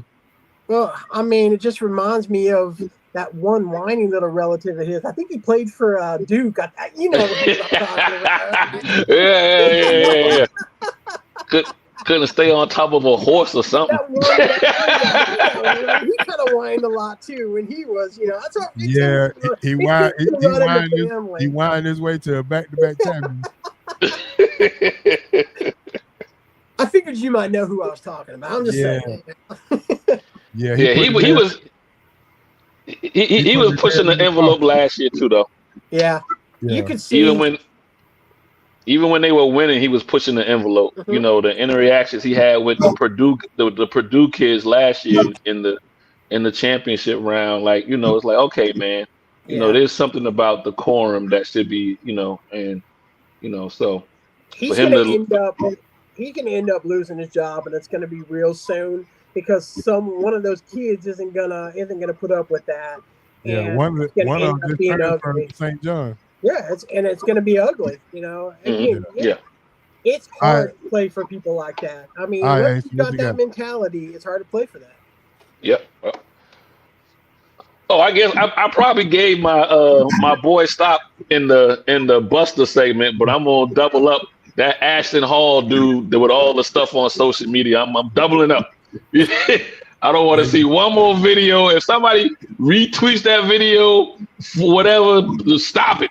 Just stop it. We don't care about blue water and banana peels or whatever. I don't want to see it. I don't want to see him waking up at 3:30 in the morning and doing his morning routine till 9 o'clock in the morning. All right, Coach, what you got? Kirby Smart. It's time. I ain't saying fire you, but how many of you guys had to play Grand Theft Auto before you do something serious about it? Come on, Kirby. If nothing else, you need to go in there, call them in the office, like they do the principal's office. Come here, son. Why were you driving so fast? I don't know, Coach. Well, put out your sheet.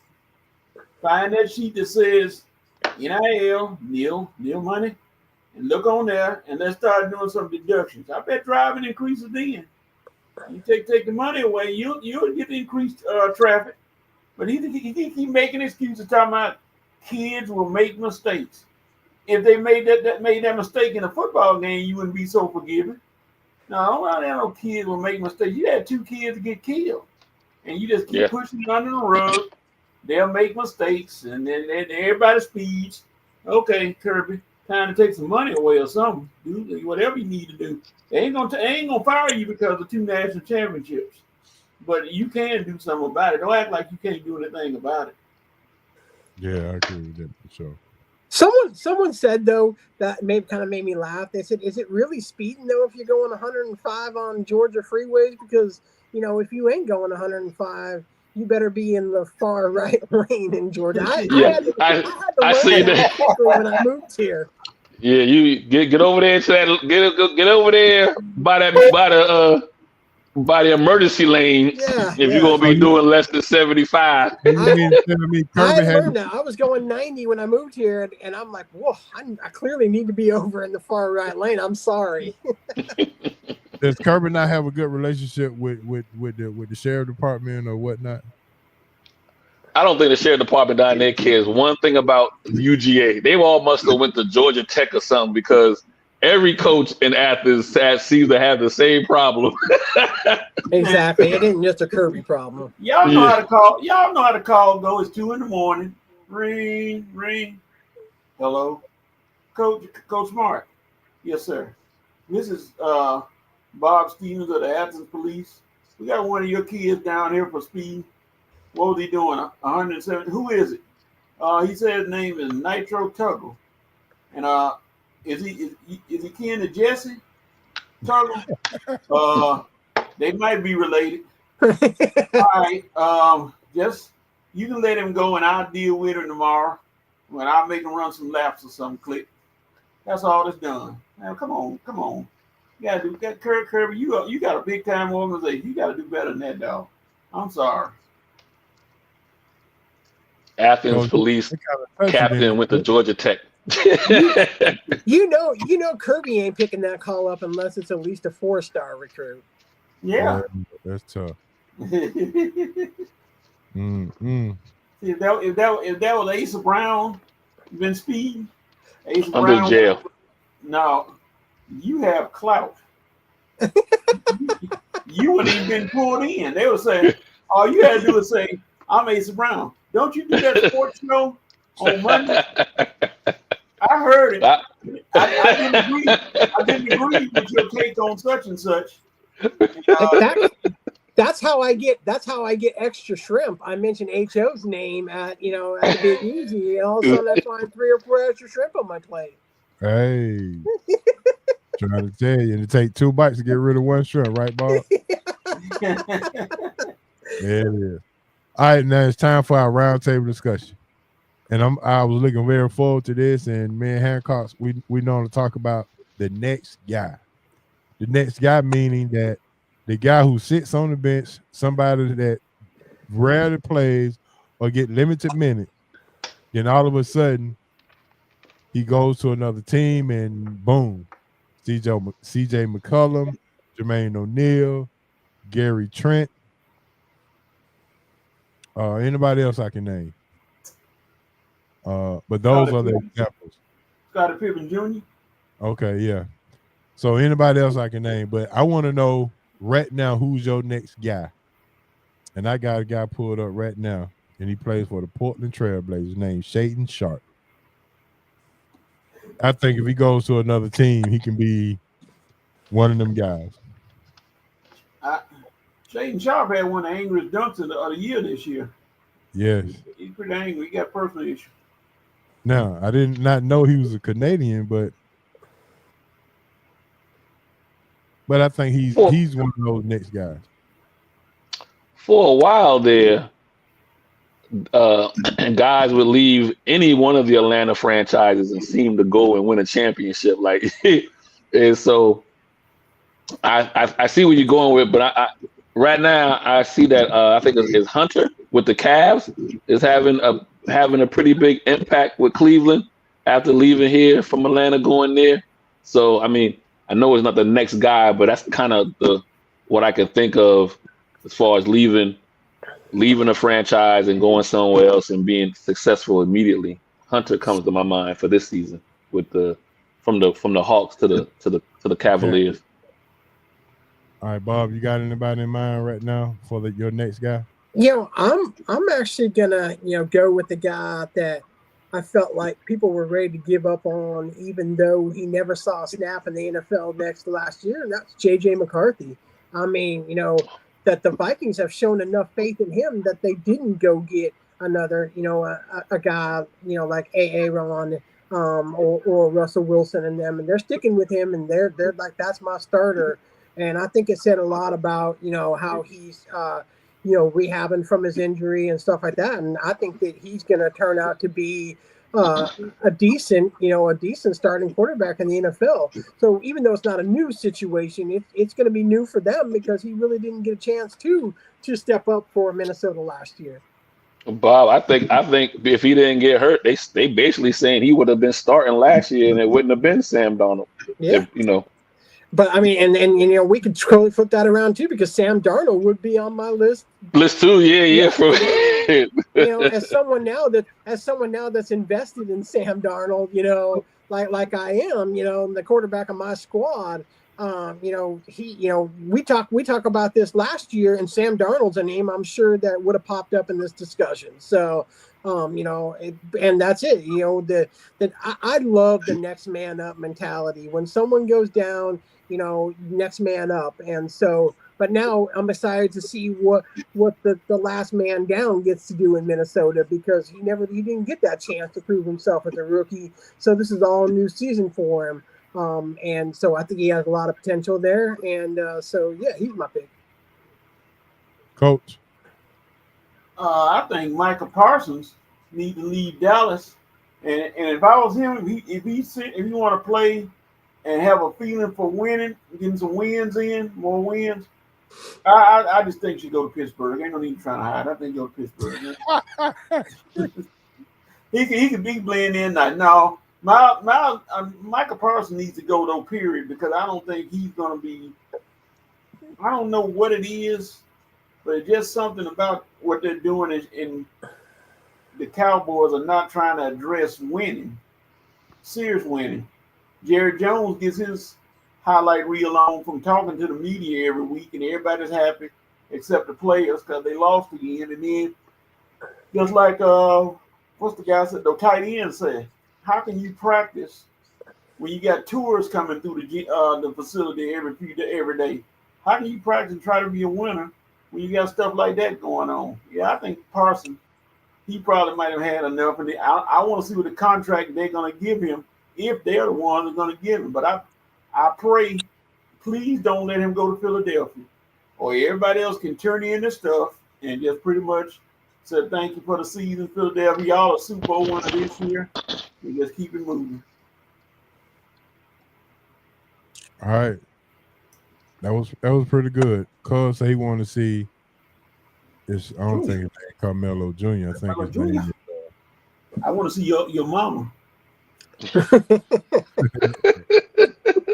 Well, damn. How that meme go? Well, random shot fired. Yeah, I saw Power. I know what she looked like. I saw Power. That was enough for me. That was the highlight. I was like, great. Go ahead, Coach. Good Google movie. All right, but Coach, I do have to remind you this is a family show. I did say mama. I didn't call out her name. Not H.O. This was a family show. Yeah, Coach. Mama means twins. M.A. on the left and M.A. on the right. Mama. You got what you saying. Okay, I'd like to speak to Lala Anthony, please.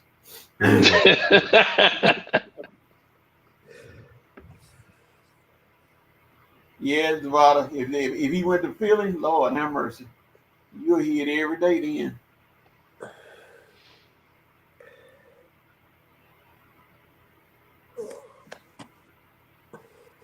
All right, final four picks. Final four picks now that we're at Sweet 16. Who makes it all the way to the Final Four now? Oh, Lord. Yeah. You can be excused from this segment if you want to. This NIL has taken the fun out of the NCAA tournament. And so this year, it's just a matter of the top teams being the top teams in the NCAA. In my bracket, I literally went Auburn, Michigan State, and then obviously as my favorite, I don't even like saying it because I get a little bit of vomit in my mouth, but I took Duke, and then I took Houston, and again, hold on, let me push it down again. I got Duke winning it all. I just think that they do have the most talent in NCAA this year, and I think that they're going to win. I said it from day one. Duke was the team to beat this year, and I'm going to say it till the ending. Duke is the team to beat this year. But Bob, didn't you predict UConn winning last year and the year before that too? Yes. There's something about I'm really good about picking the final two that are in there. It's just the other 62 that I can't ever figure out. But because it's easy to figure out through a season how how a team, what teams you're going to see at the end because they consistently performed well. But it's hard to to factor the mid teams that are in the middle there that Gonzaga, Georgia. Obviously I picked Gonzaga, because that's my team. But but I knew Gonzaga wasn't going to run this year. They're not an NIL team. You've already got one team in this tournament that got ousted and has already said, now we're done with this. We're going to Division III, and we're not even going to play in the NCAA anymore because we can't compete at that level. And they realize that they're just a small school. So, I think it's the favorites all the way around. Like I said, I have all number ones in my Final Four, and I think Duke's going to be. I think Duke's going to be Florida. Okay. All right, Asa, who you got? Final Four. So far, my Final Four is straight, except for I had St. John's in it, so St. John's is out. So I had Houston win it, so I'm staying with Houston. I got Houston beating Duke, so I'm staying with I'm staying with Houston is still my team to win it all. So you know why Houston not gonna beat Duke? Why? Houston has to go to Indiana and play Purdue and or Kentucky in Indiana, which is basically a home game for either team that they play. I get it. I contradict that. Which is highway robbery. If you ask me, as a number one seed, why are you going into somebody else's region? Yeah. As far as how they set it up, yeah, that was highway robbery there. But all right, Coach, what you got? Houston, Duke, Auburn, and something in me deep down wants to say Arkansas, because there's always that one team that's lower seed that sneak up on everybody and get to the Final Four. Yeah, Arkansas I'm with you, Coach. Arkansas is a 10, but they're really not a 10, but a 10 seed. When you got Calipari as the head coach, and then they played in the SEC, so they played a real hard schedule. And so to be a 10 seed, they're not your usual 10 seed. you can't discount good coaching. I mean, that's a well-coached team, and they play like a well-coached team. And this is his first year, right? Yeah. So they probably just now really getting to what he's been trying to preach to them all year. Oh, they're set up, and he's a player in the NIL game. He knows how to play that game. They're set up for Arkansas basketball for the foreseeable. To contradict what you said, H.O., about Houston, who I picked to win the championship too, they are 16-3 on the road. So they're road tested. So I hate them circumstances, how that happened, but I'm going to go Houston and Auburn. I will say Houston and Duke, but Duke is going to meet them before the national championship. So Houston and Auburn. So you're not no believer in Cooper Flagg in the game? Cooper Flagg, I mean, he can be there. There's nothing wrong with Cooper Flagg being there. But I'm going to tell you right now, Houston got a bunch of, what's the word I'm looking for? Thugs? Not thugs. Warriors? Tough guys. I would say they could be Five Slammer Jammer Jr. They're going to be all over. They can move. And they can move with the ball. And I don't think Calvin gets enough credit as a coach either. So back to Bob's point, I don't think he gets enough credit as a he turned around. He was at Oklahoma for a while, who wasn't known to be a basketball team. He had them boys playing for so Indiana. So everywhere he's gone, he's gotten his teams to that Sweet 16, Elite 8 level. So I think it might be time for him to cut the nets down once. He gonna have to wait his turn. You got hey, so you got me over here taking some of Tate's thunder. I've been listening to Tate. Shout out to Tate. Yeah. Now, do y'all know that every first year coach, Arkansas, BYU, Kentucky, and I think it's another team. Michigan. They all made Michigan. I gotta eat my words on Michigan. I think I told when I was on here last, I was like Michigan and Wisconsin should be probably going home first thing, and Michigan did escape UC San Diego, and they look where they're at now. They're in the Sweet 16. So I gotta eat my words with Michigan. I mean, all right, so we're about to get ready to end it up. But before we end it up, we got to jump into our 3-point shots. And Bob, you haven't been on here in a while, but I got this. I'm trying to start this new segment called Just Something to Think About. So I'm gonna give you something to think about before we start our 3-point shot. Why do they call it hamburger if it's beef?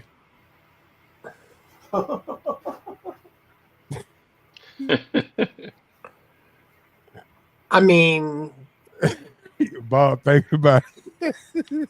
that is something to think about. Why do they call it apartments when they're so close together?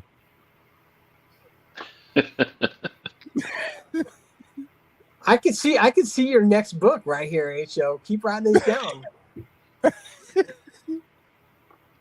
Just something to think about. That's all.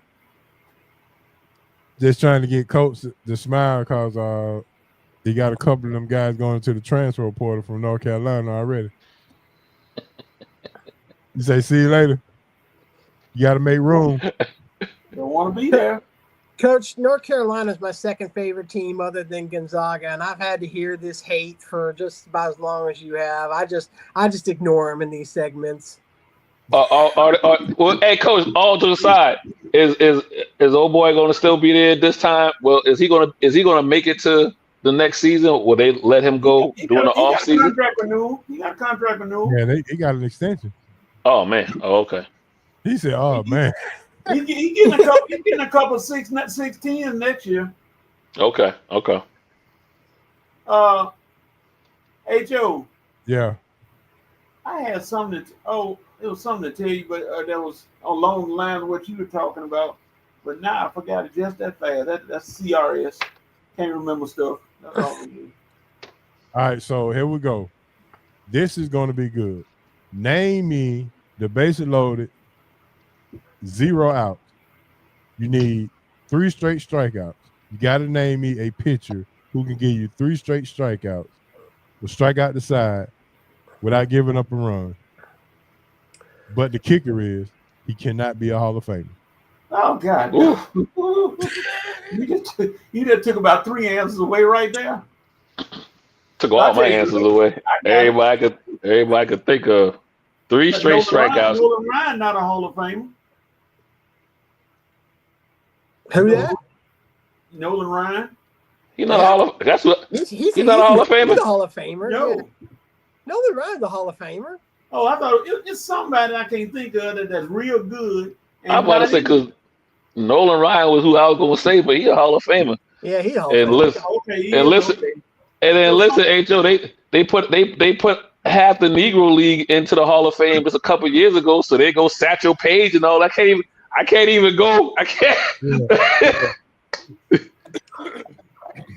You had to be able to go with the kid from let's see. No, he can't do it. I got one. What's the kid from Pittsburgh? He's going into his second year with the Pirates. Skeens? Yeah, Skeens. Yeah. Yeah. I might go with him. He threw one the other day, 100 and something. Yeah, he's got an arm on him, that's for sure. All right, I'm gonna give y'all the easy one. Easy, super easy. J.R. Richards. Who? J.R. Richards, Houston Nationals. Oh, J.R. Richards from Houston. Oh, okay, I didn't hear you. Okay. See, my answer would be, I would say 2019, 2020 Aroldis Chapman.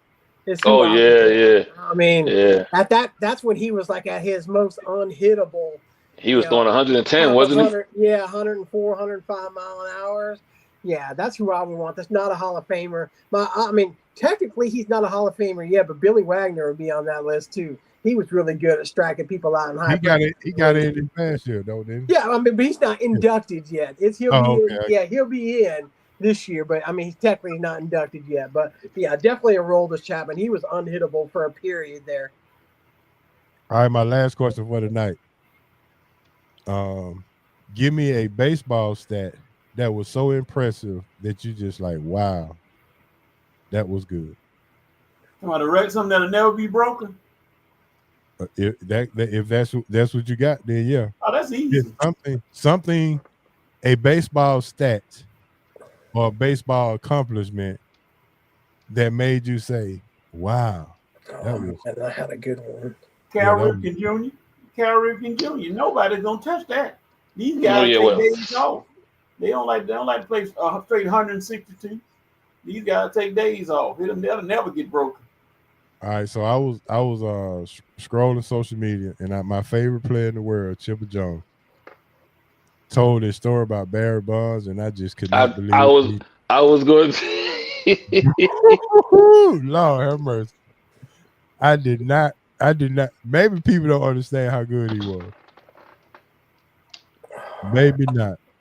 Bob, the man said he swung the bat 4 times in the series. 4. He went 4 for 9 with 9 walks and 3 home runs in the series. Yeah. And he only swung the bat 4 times. I mean, that's pretty insane. I was going to go with Barry Bonds' on base percentage. And in that year he hit the 70-some odd home runs. He got walked. He got walked the most in baseball and still hit. They were like, for every at bat, he probably seen 1 good pitch. That was Chipper was saying. He saw one strike. He saw 4 strikes and swung the bat 4 times and got a hit 4 times, and 3 of them went out the park, and 2 of them were game-winning home run. Bob, what you got? What you looking at? I was trying to find it because I just saw one the other day that had me like absolutely just unbelievable. It was I wish I knew his name, but I can't find it right now. I was trying to find it, but it was some no-name pitcher for the Houston Astros. And in his career, Tony Gwynn was 1 for 25 against him in his career. And it was like, so you've got all these Hall of Fame pitchers that saw Tony Gwynn in his lifetime, and this no-name guy for the Astros, it ended up getting him out 19 out of 20 times. That's what I thought was insane for a guy that hit as well as, you know. I'm about to say, I think one was Tony Gwynn has. I think he only struck out so many times in his whole career. Like, you know. I should remember. Well, what about Pete Rose went the whole season without breaking the bat? That's incredible too. To not get jammed or anything, you know, yeah, that's unreal. I agree. I'm bummed I can't find it. It was great. I wish I would have shared, because when I read it, I was actually going to share it with you because I thought you would think it was unreal, you know. As good a hitter as he was, and someone was able to get him out like that, but I can't find it now. So, but yeah, that one's pretty insane. Yeah, but you got to look at the untouchable records. I mean, again, is it incredible? You know, how many games Cal Ripken was able to play and stay healthy, and you know, to do that, you know, or you know, someone batting 400. I mean, you know, that's incredible to me. You know, to have that type of consistency in that game schedule, you know, it's just, you know, again, those are things we're probably never going to see in our lifetime again. You know, that's what the NBA needs to hire. NBA needs to hire baseball trainers because they seem to keep their players healthier for a longer period of time. Unless your name Mike Trout. Oh, I mean, Eric, you got your guys here and there, but the other day I wasn't feeling good, and my coworker, he texted me to make sure it was all right. I was like, "Don't worry, bro. I'm just out with load management today. I'll be back tomorrow." There you go. All right, man. You can hear the music, man. We're about to get up out of here, man. We done went past time, but when you're having fun, you just can't stop. So my shout out goes out to Bob, Asa, and Coach for coming through, spending time with the SRT crew. I surely appreciate it, man. One phone call does it all. It's all it takes, man. And I appreciate everybody tuning in and listening. Any new listeners in tonight, we really appreciate you tuning in. Go to srtradio.com for more information about sports.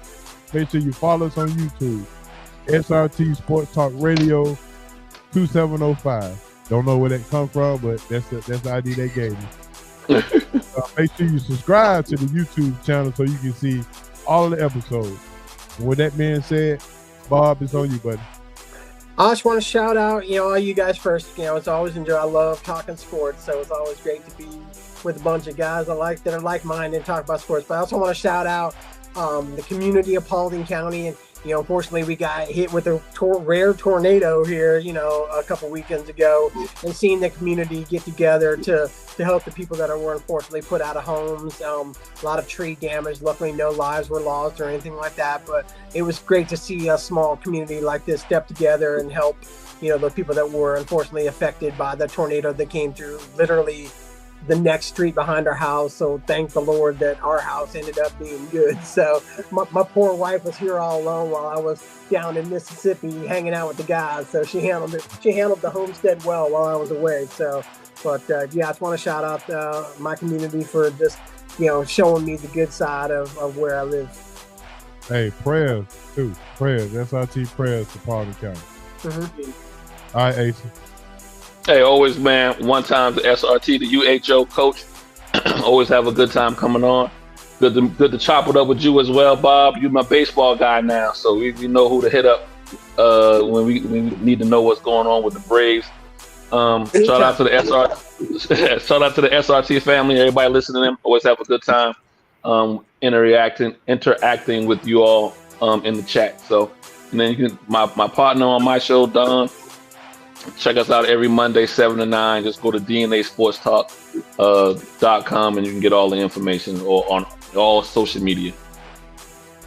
All right, so no Magic City tonight when we get off air now. Nah. I'm at the age now. I got a plan, though. I got a plan for it. Ain't no spontaneous. I need 2-3 days in advance. All right. Well, man, I hope you enjoyed the birthday on the show, man. We really appreciate you. Oh, yes, sir. I did.